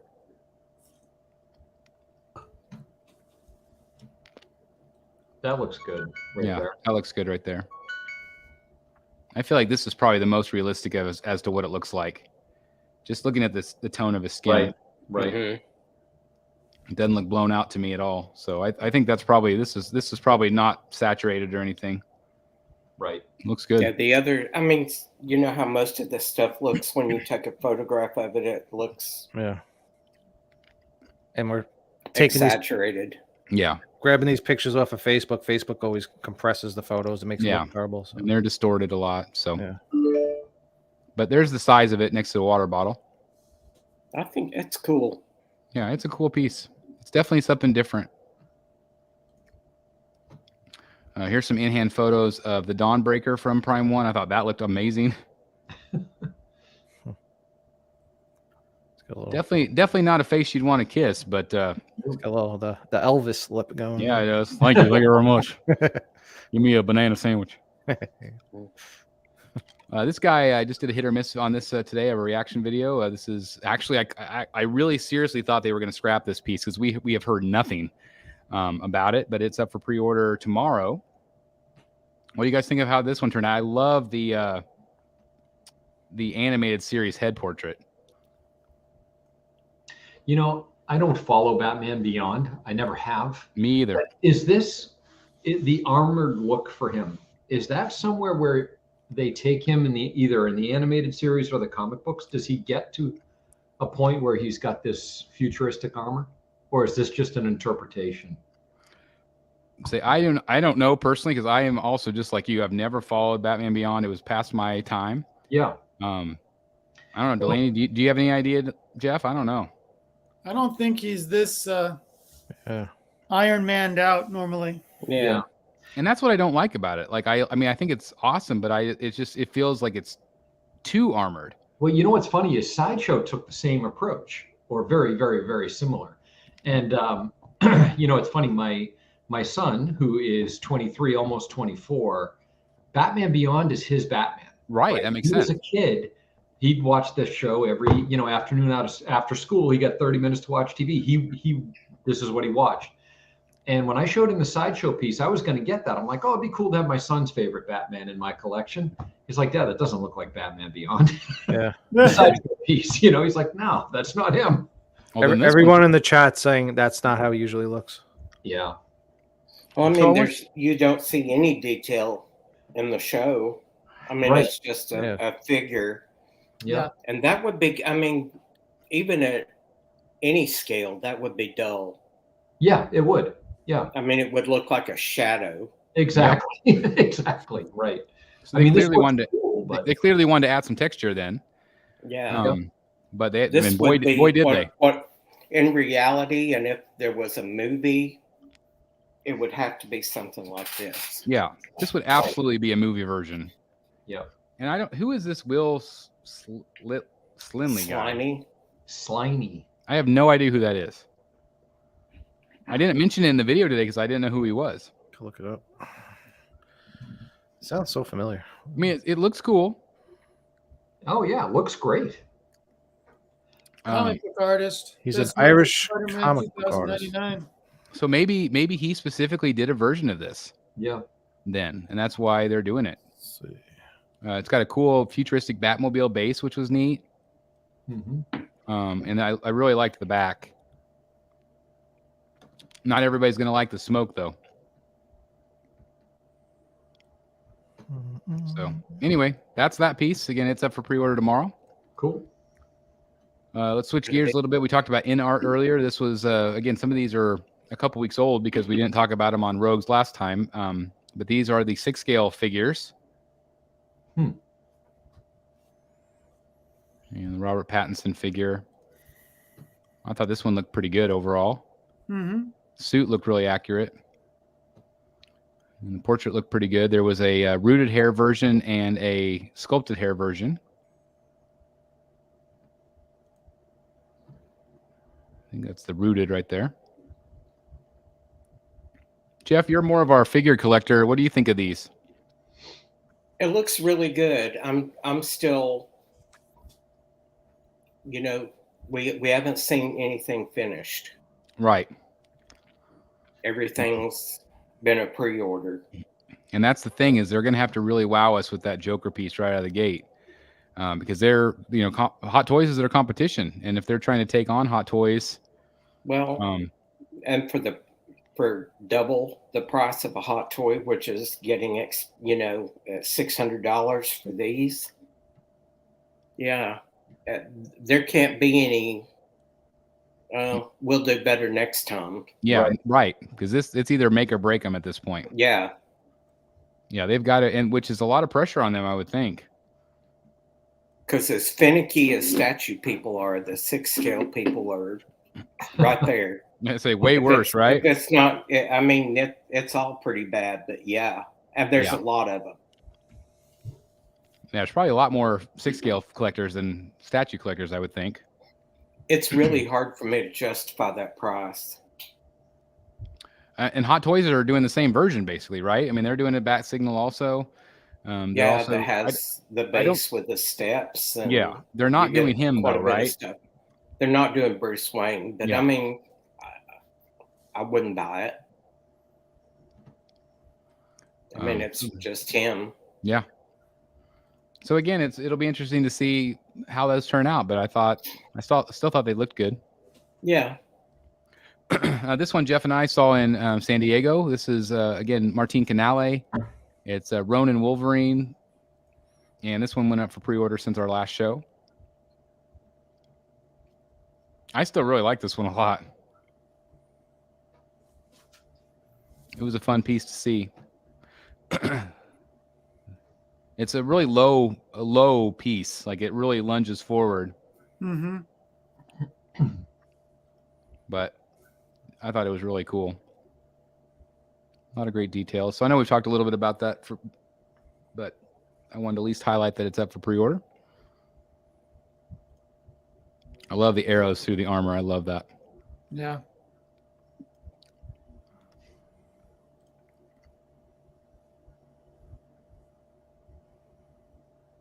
I have a lot of photos of that. It looked really good in your all's videos. It looked better than their photos. Thanks.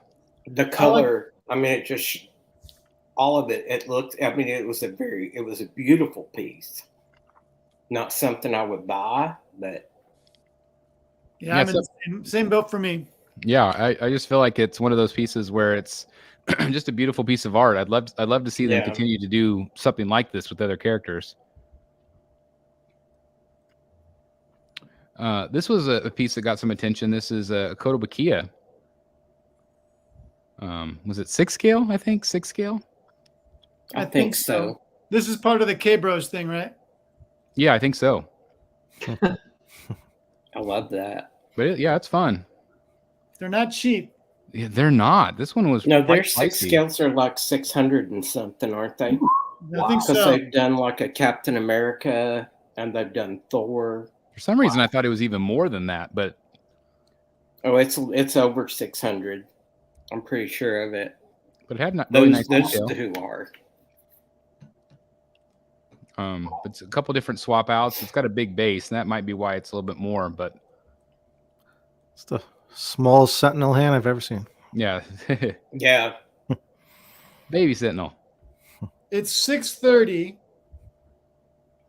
and the quarter scale from Sideshow is 655. Wow, that's pretty crazy, right?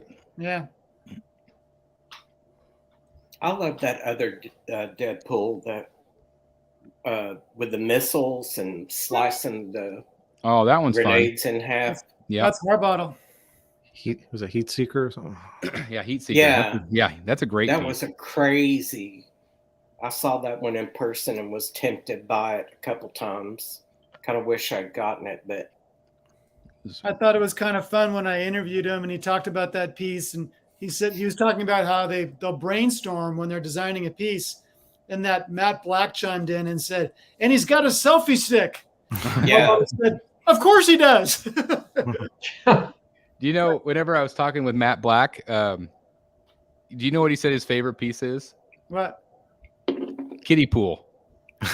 Oh, really? That was his favorite piece he's ever done. He just thinks it's hilarious. That's funny.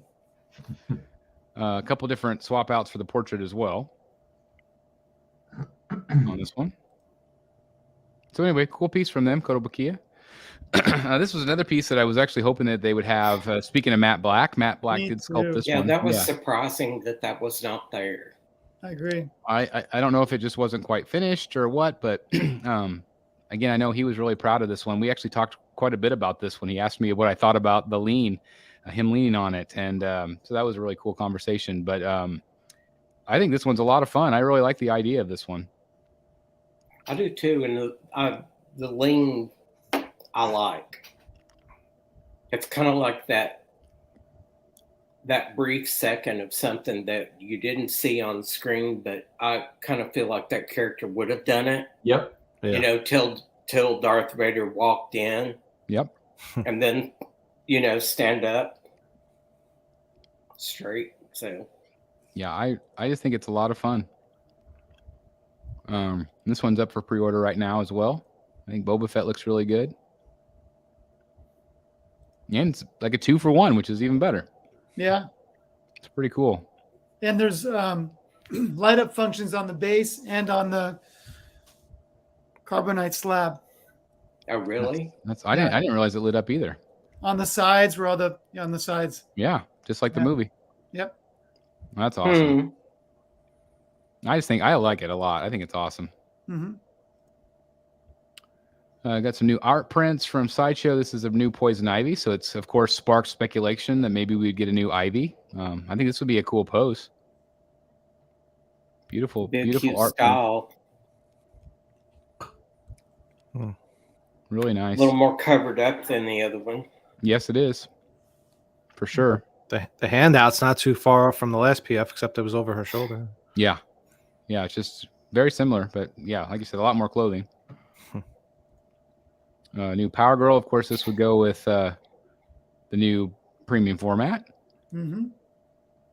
which again was another really nice piece. Yep, I was really impressed with it. Let's see, this is the Venomized Hulk that XM's doing. So they're continuing to tease us, and I thought that looked really awesome, actually. Wow, look at that mouth; looks unbelievable. And that looks so real. Yeah, teeth are phenomenal. Wow. Tongue too. Yeah, the texture on the tongue. Wow. That's what this was posted by Sang, and I was really impressed with it. Speaking of teasers, we were talking about this one earlier. This is the Jim Shore. Yeah. We were joking earlier. It kind of looks like a Jim Shore a little bit on the back, but this is XM, and this is the Riddler Samurai. So. Haven't seen much about him. We've seen a couple digital renders, but nothing too yet. So, yeah, I didn't understand because I was looking at like I said, Jim Shore. The texture threw me off at first, and then I was looking inside the question marks, and I was like, would there be lines going through the question marks too if it's like embroidered on? And then I was like, oh, maybe it just has like really wrinkly clothes. I don't know. Well, it's almost like to me they don't match up with the rest of the jacket. They're different, so that makes sense. To me it almost looks like they're burned in. Okay. Like branded. Yeah, I agree with that. I can see them if this is an ancient type of thing. I can see where they would use that kind of printing, where they would actually burn into the cloth. Okay. So it's a possibility. That was just what my thought is. As you were talking about that, Eric. Yeah, and it looks like they don't line up with the wrinkles that go through the question marks. They don't line up with the jacket, which I like.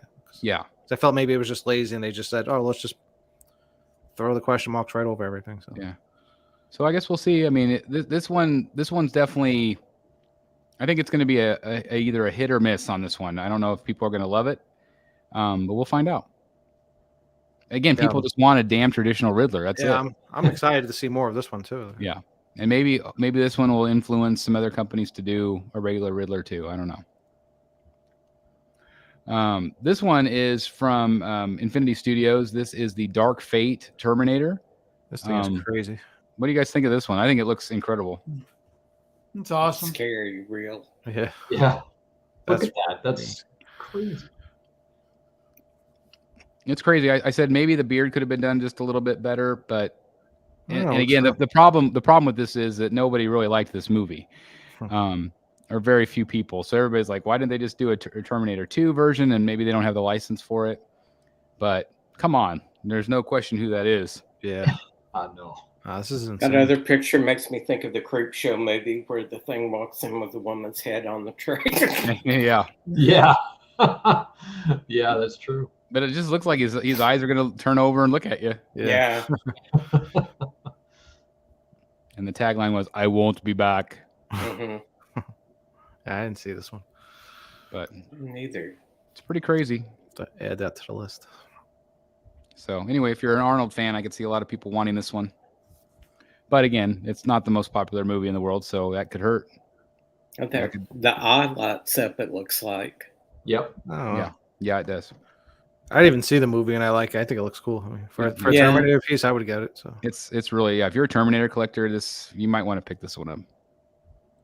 Again, it's not that cheap. Arm with the skin off of it. yeah, Like down here. you get a little bit of everything. Yeah, it's nice. Really great details on the base as well. There's the arm. It'll be $5,000. Look at that. But as I always say, I'm a sucker for anything mechanical looking, so this looks really cool to me. It's right up your alley then. Yeah. Look at even his ear chopped off here at the. Yeah.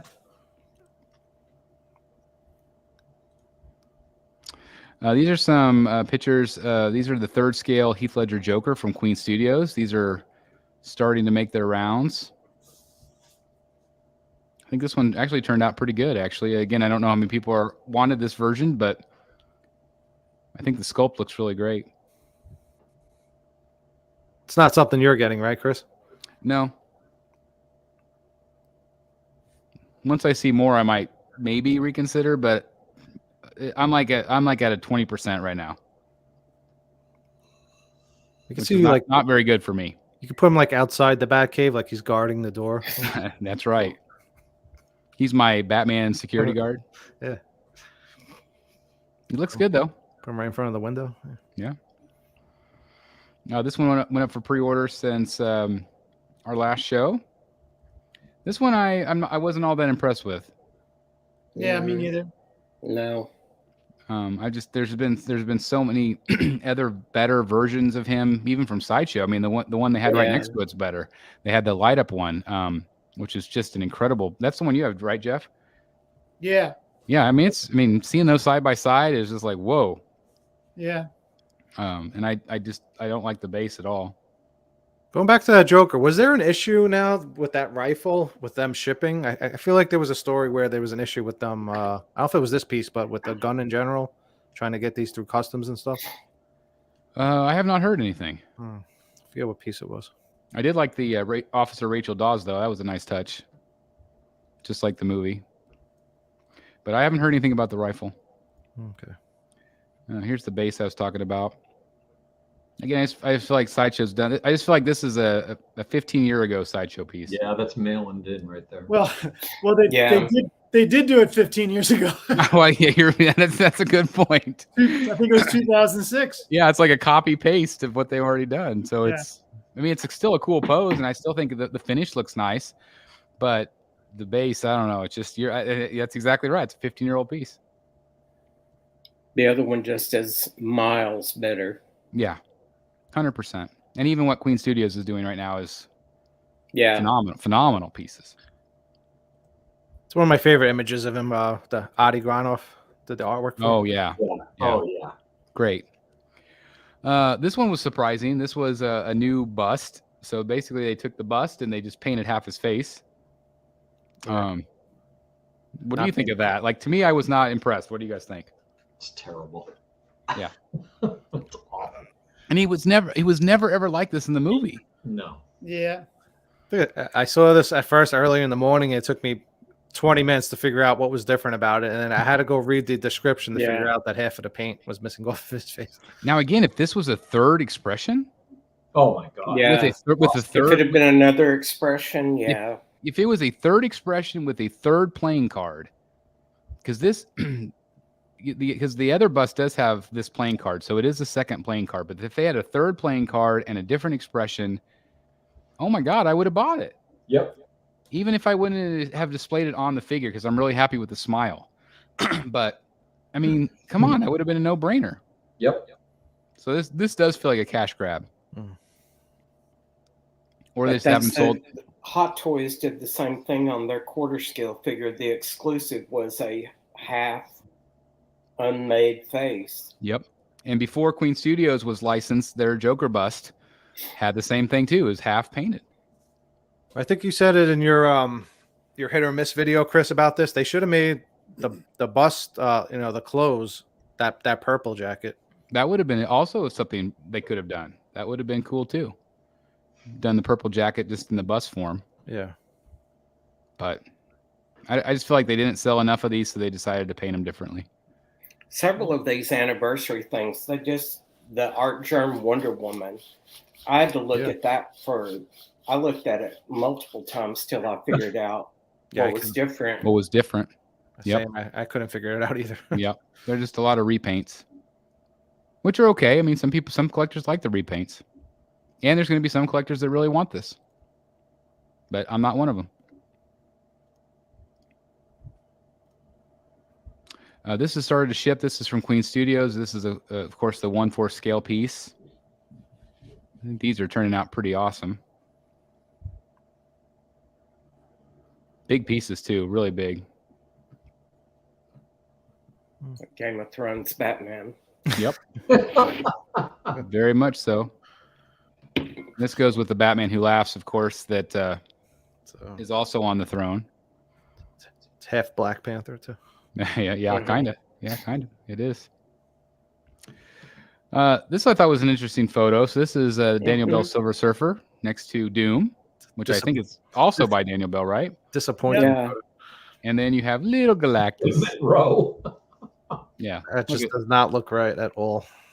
So I think he actually turned out really cool. I think the lighting looks really good, but come on. Yeah, can't have why not make him itself. Again, why not make him bigger, or at the very least make a small Silver Surfer proximity? Yeah. It just looks sad when you see it next to each other. The Dr. Doom and Silver Surfer look cool together. They look great. I mean, why not even make Galactus as big as Dr. Doom? At very least. Yeah. And make him that bulky. Dr. Doom looks huge. He does. He looks way mightier. He looks like he could crush Galactus. It's just, I don't know. I just don't know what they were thinking on that. It's a shame because it's a great sculpt. And it is. Yeah, and the light, like I said, the light thing is crazy looking. It does. It looks really good with the burnt city down below. Like it's good. Yep. If anything needs to be reissued, it needs to be this, and they need to reissue it bigger. That would be cool. Yeah. Double it. Imagine they did that and they released it bigger. They could sell the hell out of that if they'd make it a third scale. I agree. Although they're going to piss everybody about this one off. Well, XM's doing one, right? Yeah, he's sitting down though. Didn't we say? Yeah. I bet he's going to be massive though. Look at this. Yeah. This is a commission cut David Finch. I'm so jealous of this. That's cool. awesome. Yeah, I love Finch's work. I was just looking on. I had a Facebook notification. Falbach just posted all of his commissions that are going to be available in Canada. They look so good. Yeah, they do. Oh, I thought, man, it's like, how much is a flight to Canada? it said first come, first serve. Whoever gets to the table. I know. Wow, is that right? Yeah, Yeah. he just posted it. I think like a couple of minutes ago or something. So freaking awesome. This is a Two-Face print. So again, this got a little bit of buzz. Sideshow doing a Two-Face print. Does that mean we might be getting a premium format? No. I'm not holding my damn breath. No, hell no. Hell no. But it would be They a just did really this. cool, spectacular reveal. Yes, it would. Did they actually do reveals during Spooktacular? Not anymore. They usually do a variant or two. Yeah, that's true. Yeah, they don't. Now we just get reveals on a random Wednesday or something. Yeah. David Finch again. I don't know. Somebody's been posting these. I was like, oh my god, these! I love every one of these drawings. That one he did. I actually watched his YouTube live stream when he did this one, and it was a tribute to Neil Adams. So good, right? How great would that be as a statue? Oh my God. Does he have something in his mouth? It's Or his is it- hand. It's his hand. It's his No, hand in it's- front of his Oh, mouth. okay. Wiping. Okay. Yeah. Like I didn't get that at first. Yeah, I thought it was like some type of kucha. Yeah, it's Kucha his papa. arm I in thought he front. had Yeah. like a. I thought he had like ate a frog or something. The legs were hanging out. Ate a frog. Could happen. Hey, Jabba the Hutt. Yeah. Delicious. It could happen. Yeah. It's How like great! How great of an artist is this guy? Yeah, he's amazing. I'm so glad I finally got to meet him. That was so awesome. Yeah. These are from Todd McFarlane. Highlighted this on the channel as well. These actually just went up for pre-order today. So if anybody's interested, you can get them at some of the retailers at least. But we have a Arkham Batman. We got a Solomon Grundy, which I love. isn't he the build? He is the You build. have to Yeah. buy the others to get the pieces to make Solomon Grundy. Yep, that is correct. But I love the portrait on him. It's like that's perfect. And then they also had an Arkham Penguin and a Catwoman and also a Ra's al Ghul. Hmm. So fun. Because they've done like Killer Croc and they've done Joker and some of the other characters in years past. So it's nice that they're continuing on for That collectors. that Killer collect these. Croc figure is huge. It's massive. Yeah, it's massive. And again, you can get those on Amazon. They've made a Bane that is that size now. So that's cool. This is the PCS Turtles. This is what we saw at San Diego. I loved this thing. I thought it was so much fun. I would love to collect all 4 of these. But they're up for pre-order right now as well at Sideshow. What did you think of these in person, Jeff? Did you like them? Thought it was really cool. I loved it. Big. Oh, they're so big. But if you're a Turtles fan, I think, gosh, just looking all together, and I have heard they are going to do the other characters too, like Shredder and some other characters in 3rd scale as well. A lot of companies doing turtles right now. Yeah. And they've all been really good, I think. That's cool. But yeah, I mean, look I love the resin at the base, how Yeah, that is Mhm. gross and liquidy that looked. It was really well done. And all the little mouser droids. It's awesome. This is a piece that I threw in here because I thought it was really pretty. I saw this at San Diego also. And this is part of that Sideshow line that they're doing. I think they're a 5th scale, I think. I don't know. So if these Jeff- are made like kind of like that Court of the Dead line. They're doing a new line now. Yeah. Or maybe these are from a game. I can't remember. I think it's from something. It's called Critical Role, Critical Role. which I'm not familiar with, but this one really stood out to me. I thought she was really lovely. Mm-hmm. It's cool. And she just went up for pre-order. Nice sculpt on her. 13.5 inches high. So she's, I think 5th scale, I think. It's like a 10-pointer. Yeah. Has some Captain America in production. These are the half scales that, again, was in San Diego. Incredible piece. Jeff can attest to that. Yeah, that's a really cool one. Actually, you've seen this a couple places, actually. Yeah. You still thinking about this one, Morris? I wish. If I win the lottery, I'll get one. Buy him some scratchers. Everybody donate some scratchers. Jeff Morris, P.O. Box. Yeah. Some more in-hand photos of Wonder Woman. Again, hopefully Delaney isn't holding his breath. Yeah. We'll actually get her in the next 2 or 3 years. Mm-hmm. How long has this wait been? It feels like forever. I don't remember, but it's been a while. That was the comic book portrait. This is the Gal Gadot. Yeah.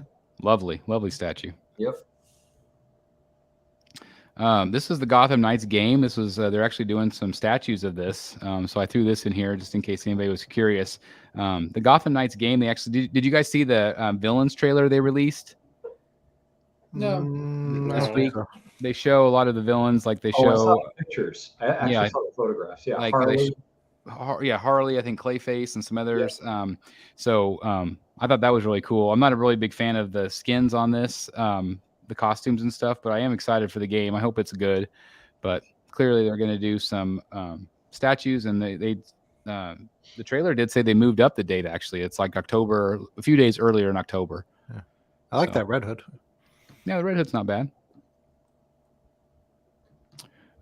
Swamp Thing is being released again. This is another one that hopefully Jeff will have soon.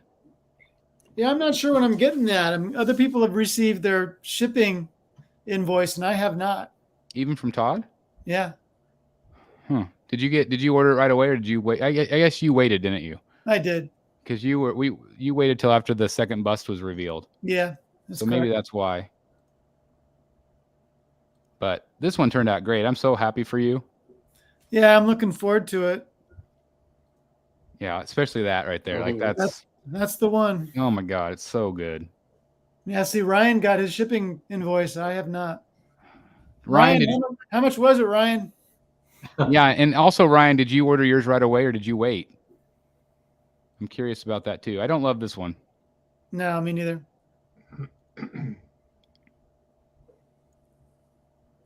Here's some photos of the Joker that I had in hand. Again, we did that for the auction show, but I did want to show some photos because I mean, look at that portrait. I feel like it's got to be one of the best Joker portraits. Period. I love the way it turned out, and it looks way better in person than in these photos. Even though I canceled. Yeah, I don't know what it is about the photos. I do not like it in photos, but I liked it in your video. So yeah, it's just crazy. Like, it's just, I don't feel like any of the Ledger Jokers photograph well. Certainly the Prime 1 doesn't. Dan can attest to that. Yeah. It has to be the makeup. It's got to be. It's just like it washes out. But in person, like you see it, you see that translucent, you see his skin under, like you could, on this one in particular, you can literally see his skin underneath the paint. I don't know how they were able to do it so well, but they did. But like on camera, you can't see that at all. But you could, I mean, look at that. That's Heath Ledger. That's perfect. That's what the Infinity Studios bus should look like. It's really good. I feel like, especially from all angles, I thought that looked just perfect. Hey, there's Eric B. Hey, I threw that in there because, like, I thought, Eric, Batmobile, yes, please. It's my sweaty shirt. There you go. Yeah, I went to we'll zoom in so you don't see the sweaty shirt. There we go. Went to Great Adventure in New Jersey, and I haven't been there in 20 years. And the last time I was there was probably when this ride first opened. Yeah, Batman. And my wife and daughter had gone there a few times, and I was like, "Do they still have that Batmobile there?" And they were like, "No, we don't think so." And lo and behold, it was there. I was like, "How'd you guys not notice there's a Batmobile right there?" No, it's gone. now we got to figure out how to trail or tow that to your house. It needs some work though. It's a little it's been weathered out in the element for a while. It's got grass growing up here on the concrete. They need to take care of that area. It's still cool to see though in person. So. Oh yeah, that's awesome. And I love the ride. It's my favorite ride. Not just because it's Batman. It's my favorite ride in the park. Do they have Mr. Freeze there as well? Not as a ride, but they do have like artwork throughout the whole park of all different, the Rogues characters and stuff. That's cool.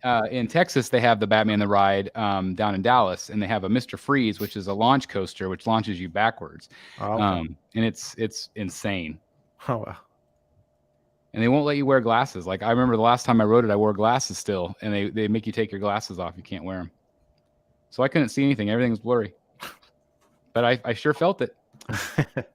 This is that Pure Arts Batman. So that's starting to get ready to ship. I think maybe a couple collectors already have it, but I thought it was kind of cool to see this photo of all the Batman heads. That's the one where he's like coming out. He's coming out of that wall. There's like the two goons in front. Oh, okay. Oh, right. Yep. The church. Yeah, the church. Yeah, I thought it looks really fun. And again, they're doing that big Joker as well. This picture looks cool and bothers me at the same time as how they're just so close and thrown in together. Like I feel like they're all getting scuffed up right now and broken ears. And what do you think about this one that's upside down and everything else, like your OCD right there? Like I feel like something's about to break or something. Yeah, that makes me nervous too. Let's see. This is that big piece from Iron Studios. This is 1/10 scale, but it's a really massive piece. And I remember seeing it in person. I was like, whoa, this is actually really cool. Really big piece for them. Cool. Oh, yeah, wow. it's a really big piece. It's expensive. That's nice. 23 inches tall for 1/10 scale. Wow. 26 inches wide. Wow. Yeah. It's just massive. That looks really fun. They've got to keep doing that after those Sentinels. Yeah. This is would naturally be the next. And I don't know if you watched the booth tour or not, but it had like other characters around it, so it made it even look bigger. Yeah, it was the Apocalypse. Yeah. The Age of Apocalypse story. Yeah. So it's just a fun piece. I wanted to throw it in there. And then of course they also had the Iron Studios Batman. The reason I threw this in here is because they did announce officially that it will have a light up feature on the bat signal. And I just thought this was a really fun piece. Again, it has kind of a nice size to it. If you're a Ben Affleck fan, I thought it was fun. And there's a light up.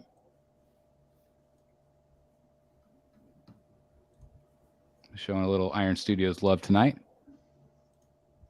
That gives you kind of an idea of the size. Not massive, but again, for 1/10, it's pretty big. Yeah, looks like that 1/3 one they did. Yeah. Yeah. Black Panther. This is from Hot Toys. Give a little bit of Hot Toys love. I thought this one was really cool. And had a really good portrait. Mm-hmm. Yeah, it looks great. Really good portrait. Had a couple the different Sideshow looked good. Yeah. The portrait looked really good from the videos. It did. It was one of those where I felt like the glass kind of made it hard to see it. It was kind of dim. But I thought it was really good in person too. I mean, it's a simple piece, but it looked really good, I thought. And I feel like it's really, that piece has really had no press. Like it has no buzz around it, but it was really good. Did you like it, Jeff, in person? Yeah, I thought it looked good. I'm not sure I need a Black Panther in my collection, but I thought it looked really good. Yeah. So again, this is Hot Toys. This is 6 scale. This one I can't remember. This is another video game piece, but I just thought it actually kind of reminded me of Poison Ivy. I thought it was really pretty. So I threw it in here. This is from League of Legends. And I don't know anything about this, but I thought she was lovely. It's holding her clothes on. Gravity. What's holding? Force field. Yeah. A very, very thin string of beans or something. I'm not sure. Some sort of plant life. Double-sided tape or something. If Jeff or Eric, if you want to buy this and investigate closer, we'll take your word for it. What you do with your statues is up to you, my friend. And then I threw these in there too. This was, of course, we were talking about that legendary scale. Or not, is that the right name for it? Yeah, Legendary Beast. Yeah, thank you. Legendary Beast. These are the 1/3 scale. But to see these actually, the way you can actually pose them with just the torsos, like, come on. That's cool. How freaking awesome is that? Look at this. It's too big for my collection, but it's so tempting to order one of those when it comes up. It's so good. They're really cool. I love the bases too. I mean, just the fact that they have some torso bases. I thought that was really fun. Yeah. Really neat.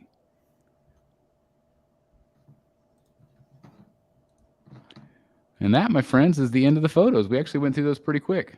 Not bad. Yeah, not bad. 9 o'clock. Oh, how'd we do that? Yeah, right. Say not bad. I think it was like 250 photos. That we kind of zipped through them. Zippity doo dah. Again, I think part of the problem is we've seen some of these before. So it's like we've talked about a few of them before. We're kind of to the point of the year where a whole bunch is shown and then nothing shown for quite a while, and so there is a little bit of slim pickings. Although I think now that we're ramping up into the fall, we're going to start seeing stuff again, hopefully. And I would assume we'll have another next level event here real soon too. Yeah, I wonder when that's going to be. I haven't heard any word, but I would imagine within a month, I bet, somewhere in there. And what the heck are we going to see? I don't know. I'm hoping that we see a few follow-ups from the like that Croc versus Batman. Again, some of those that we haven't seen them fully revealed for pre-order yet. I'd love to see that, but I'm assuming that they'll wow us. They still have pieces they've already revealed that haven't come up for PO. Yeah. And that's the thing. So I don't know if they'll go back and talk about some of those. I did have a real interesting conversation with John when I was there from Prime One, talking about the format, and he said, we really try just to aim to do a little something for everybody. And I kind of gave him a hard time about that kind of back and forth that we had last time. It's like, I liked the packages. And he's like, yeah, he's like, I know. And so I don't know if they'll do that again or if they'll do something a little bit different and go back to their original format, which we all agree we liked better. But I would assume it's coming up real soon. So fingers crossed we'll be able to do a live reaction and see some new cool stuff to get us excited again. But again, like you said, it'd be nice to have the pre-orders for stuff they showed us 2 or 3 shows ago. Yeah. Like this Batman Beyond. Again, I think that was at least 2 shows ago, at least. Mm-hmm. And it's just now up for pre-order. So Ken J in the chat saying the Zatanna PF ES has went up, and it's 1,000 for the regular and 500 for the exclusive. Wow. That's actually more than I thought it'd be for her. You know what? That seems pretty standard for the rogues, for Freeze and Scarecrow, and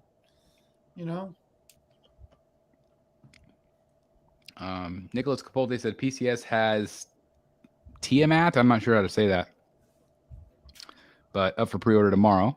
Tiamat. So anyway, anything that wowed you tonight that you're like, I have to have? Do I hear crickets? I need to put a cricket sound effect on the show. I'm rewinding my brain back an hour trying to think of everything we just saw. That's right. I know. There's only 250 photos. Definitely. I don't know. Well, I got my 1/3 Joker, but I'm still eyeing that 1/4 Sideshow Joker. So that might be a definite. Enable. That's another sound effect. Enable activated. Do it. I don't want to miss out on that. Do it. There's not an exclusive though. Yeah. That quarter scale Batman from Prime 1 is tempting.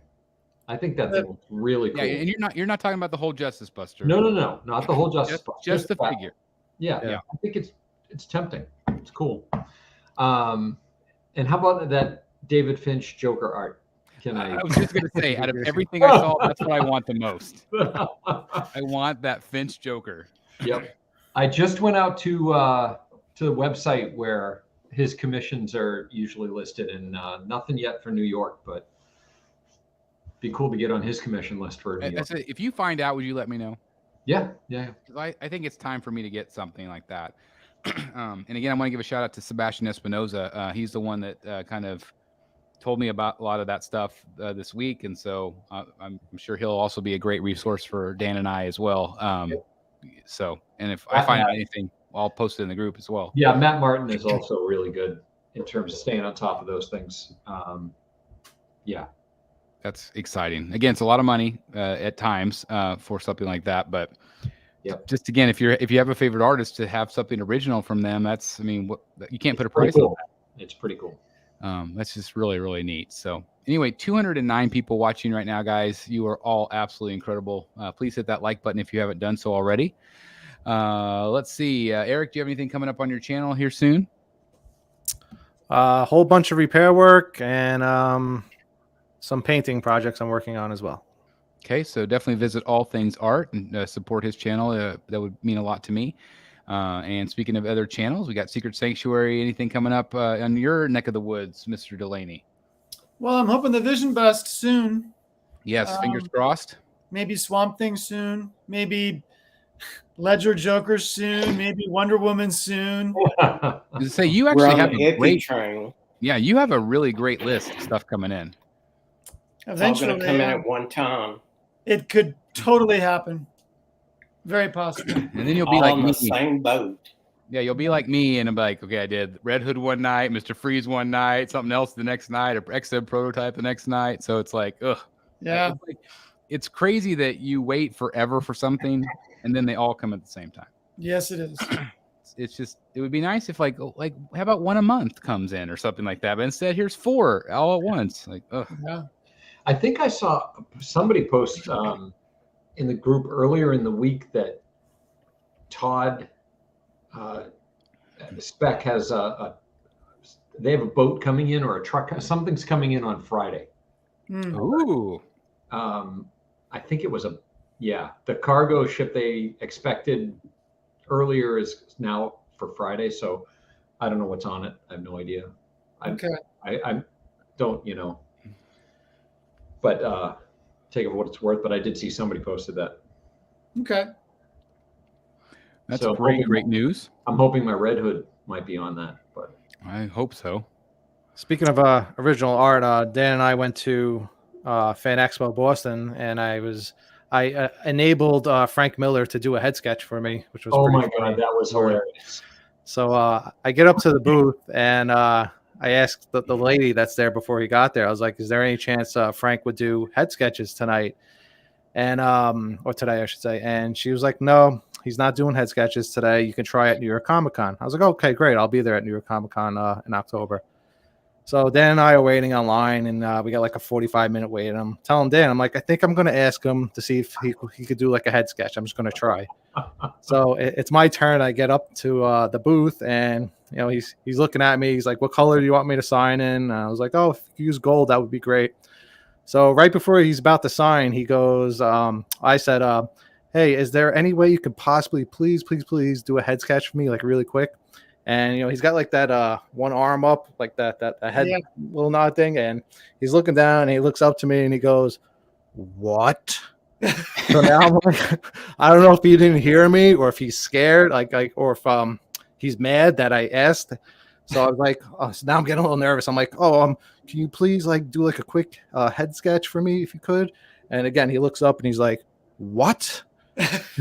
So now I'm like really nervous. I'm like, do I repeat myself, or do I ask him again? So I was like, I had a smile on my face. I was like, "Is there any way you could please do a head sketch for me?"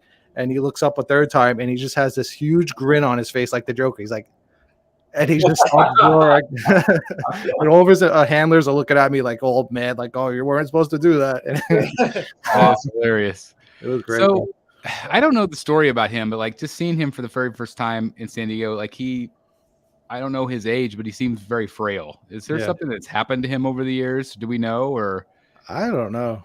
That's why I didn't know if he's kind of all contorted. It's like he's got that thing with like his arms up to his head.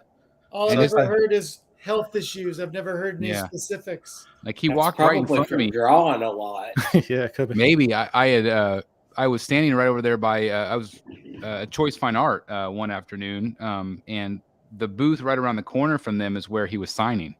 Yeah. And so he literally just like walked right in front of me, but it just looks so painful or just awkward, him walking. And I just didn't know if there was a story about like what had actually happened, but I guess not. But it was just still very cool to actually see a legend. Again, I'm not I get crap because I'm not a giant fan of The Dark Knight Returns, but he's not as old as I thought. He's 65. Oh wow. Really, that's it? He looks a lot older. He does. I would imagine there is something's going on. Yeah. Mm-hmm. So I think, who knows with his health, but it's always really cool to see a legend like that in person. So hopefully he'll be in, like you said, New York, and I probably should bite the bullet and finally meet him because I didn't meet him that day. I did say hi to him as he walked by. So, but anyway. I always had the impression he was like some mean, nasty old guy. He was actually very like outgoing and joking around. Like Dan and I some guy was in front of us for like 15 minutes showing him like his yearbook or something, and he was just joking around the whole time. I was like, oh, he's actually pretty laid back and fun to listen to. Which is like, it's like, God, this 45 minutes just got a lot longer. Yeah. Like, was this guy getting his yearbook signed? Come on, let's go. I remember a very similar story. This is again way off topic, but I was at a WrestleMania fan access, and I was meeting some wrestlers, and one of the wrestlers was a guy named The Big Show. I don't know if you know him, but I remember Big Show. His name's Paul White, and he actually played basketball at Wichita State here in Kansas, and so I've known him before he was even a wrestler. And I was a big fan. I actually got in line, so I was really excited. I still to this day have not met him, so this tells you something about the story. But I'm like 3 people away from meeting him, and there's this person that brought this scrapbook. And I swear he looked at it for 30 minutes. And so everybody's just standing in line watching him. I mean, the line's not moving. We're like, we just want a freaking autograph. It's like but he's going through every single page. And, as soon as I get up to him, time for him to go. So I didn't get to meet him. And they brought out somebody else that was like, and actually people booed because they brought out somebody that was like not even close to his level of star, and everybody in the line just booed and literally left the line. It was so bad. I felt so bad, but I was next, so I think I got the autograph of whoever it was. But it was like, oh my God, what a story that was. But anyway, anybody else want to talk about anything else before we head out? Cricket sound. Crickets. Chirp, chirp. All right. Oh yeah, someone just mentioned G. Lopez. You didn't have any pictures of that Superman from XM Studios. I did not. I'm gonna have to add that to the next show, I guess. I forgot all about that one. It was hard about the portrait on that one. Well, I can tell you this, that XM pulled it. Oh, really? Yes. XM pulled the portrait. Oh. At least the photos of the portrait. Okay. So I'm assuming that they will be tweaking that. All right. Obviously that one did get a lot of comparison to Iron Studios, which was like a mirror image. Yeah. A little bit different base, obviously, but I thought overall the pose looked good. I liked it better with just like the fist. I didn't really like the other version. I guess the version B as much. I liked the B. You liked the B better. That's cool. That's cool. Yeah. Well, that's what's great about it, is that it's nice that they offer the different options. So if you want one version, you can pay a little less. Yeah. Which is great. But I did think that was interesting about the portrait. So we'll see if they change it. Yeah. But hopefully we'll get a better version. And again, I think it's going to be hard to top your Tweeterhead portrait. I agree. That's a great portrait. Yeah. And the gold belt. I think that'll also hopefully be addressed, because the belt was gold and everything else was yellow. Yeah.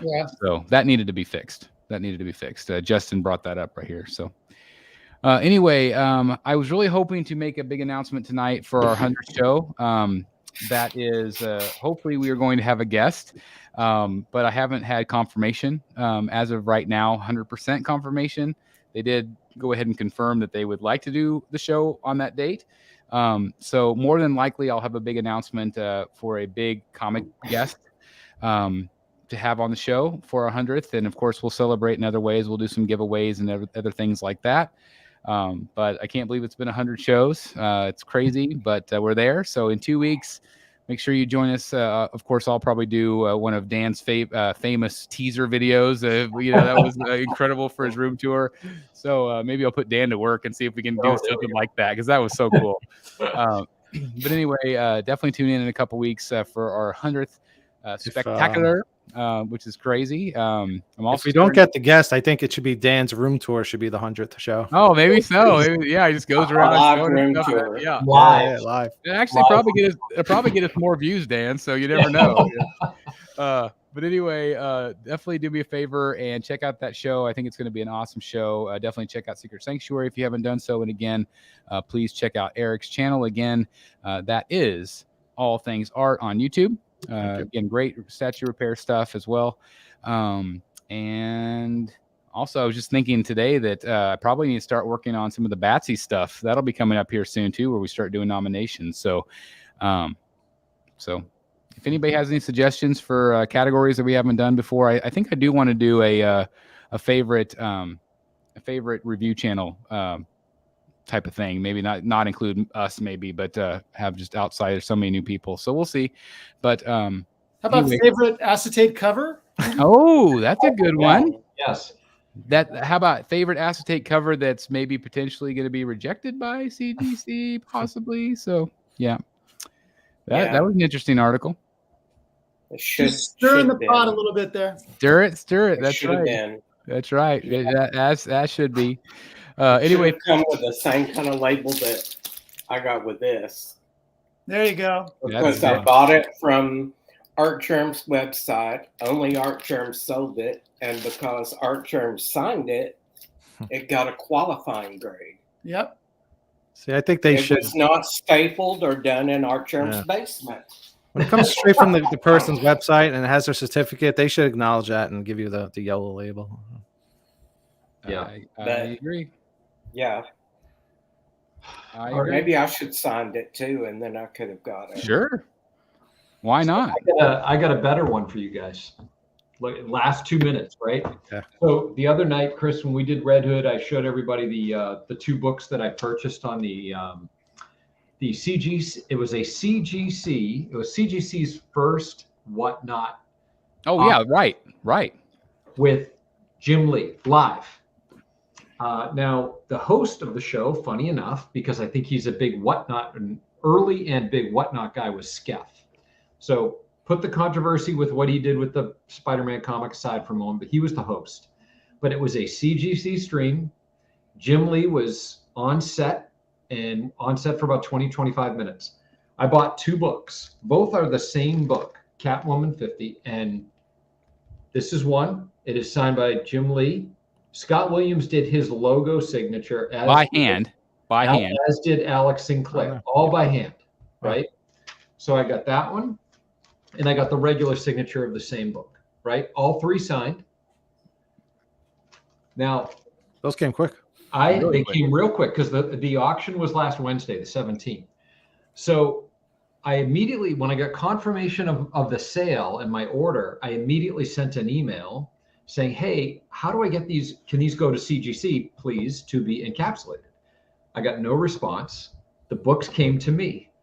Now I've called CGC saying, hey, I'd like to get these signature series encapsulated. They came from your stream, right? Auction, and it's still up in the air. It's still a big question mark. Why?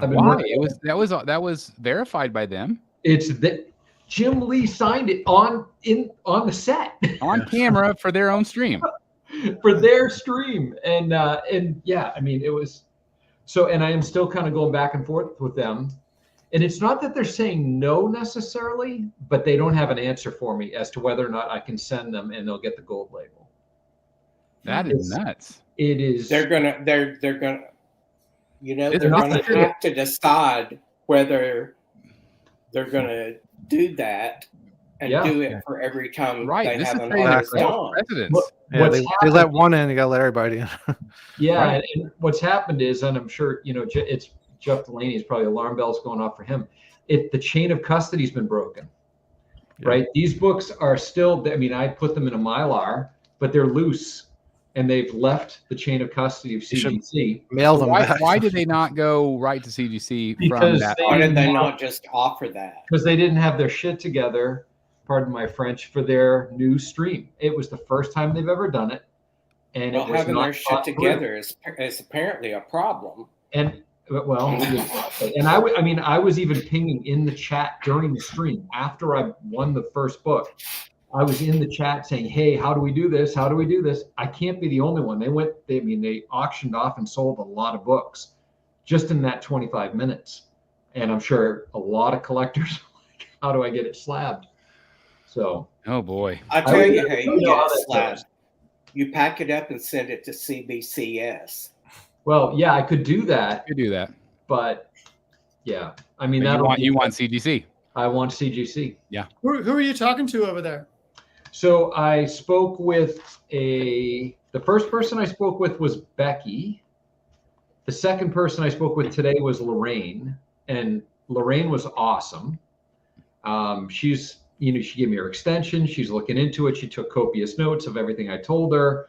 There's a guy by the name of Matt who runs the marketing for them, who would have overseen the Whatnot auction. And she was going to go talk to Matt. My guess is they just didn't plan for this. Let me send an email to somebody I know.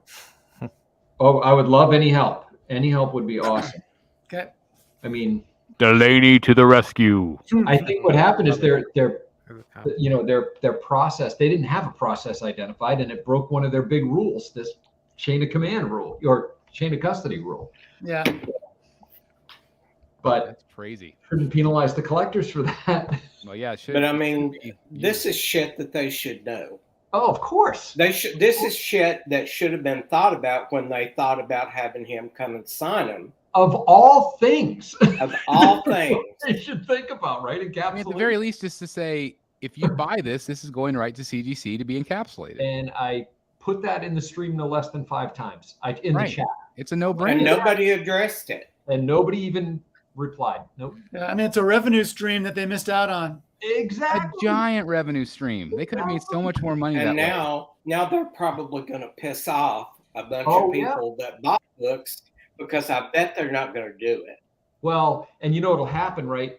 They'll get complaints from that one. And the next one they do, it'll be an auction. They'll do it. Right. Yeah. And then 100%. All these people off, including myself. Right. So, yeah. 100%. I think that this, was just a shit show. Yep. From beginning till still carrying on. And oh, by the way, you know, they sold a lot more expensive books than what I bought. You know, there were a couple with Jim Lee remarks. There were 2 blanks with Jim Lee. I talked about them. One went for $1,200 and one went for $1,500. You know, those went right to the customer, and they can't have those encapsulated in a yellow label. Holy cow. That's significant, you know? Yeah. That's a major problem. Yeah. Yep. So anywho, like I bet they have it fixed. I will keep everybody posted because I'm sure there's more than a couple people on this on the show tonight in our chat that you know, that follow Whatnot, at least you know, participate in those auctions. So that just seems,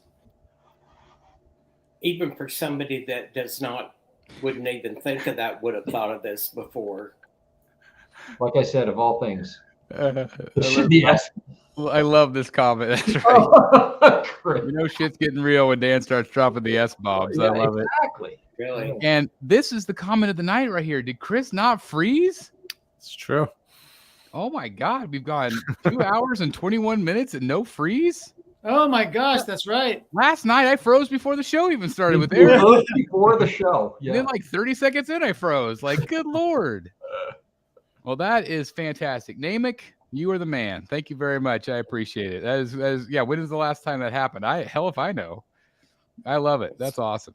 I don't remember when you didn't freeze. It's been a minute. So obviously, thank you, my town internet. Thank you for not crashing on me. Town internet. Gee, Merry Christmas. I was telling Eric last night, it's like, it's just so many people are commenting like on social media in my town about how many people are having trouble with it's just town wide. We have Cox Cable. I don't even know if Cox is a national brand or not, but it's that's who we have, COX here. I feel like I jinxed you.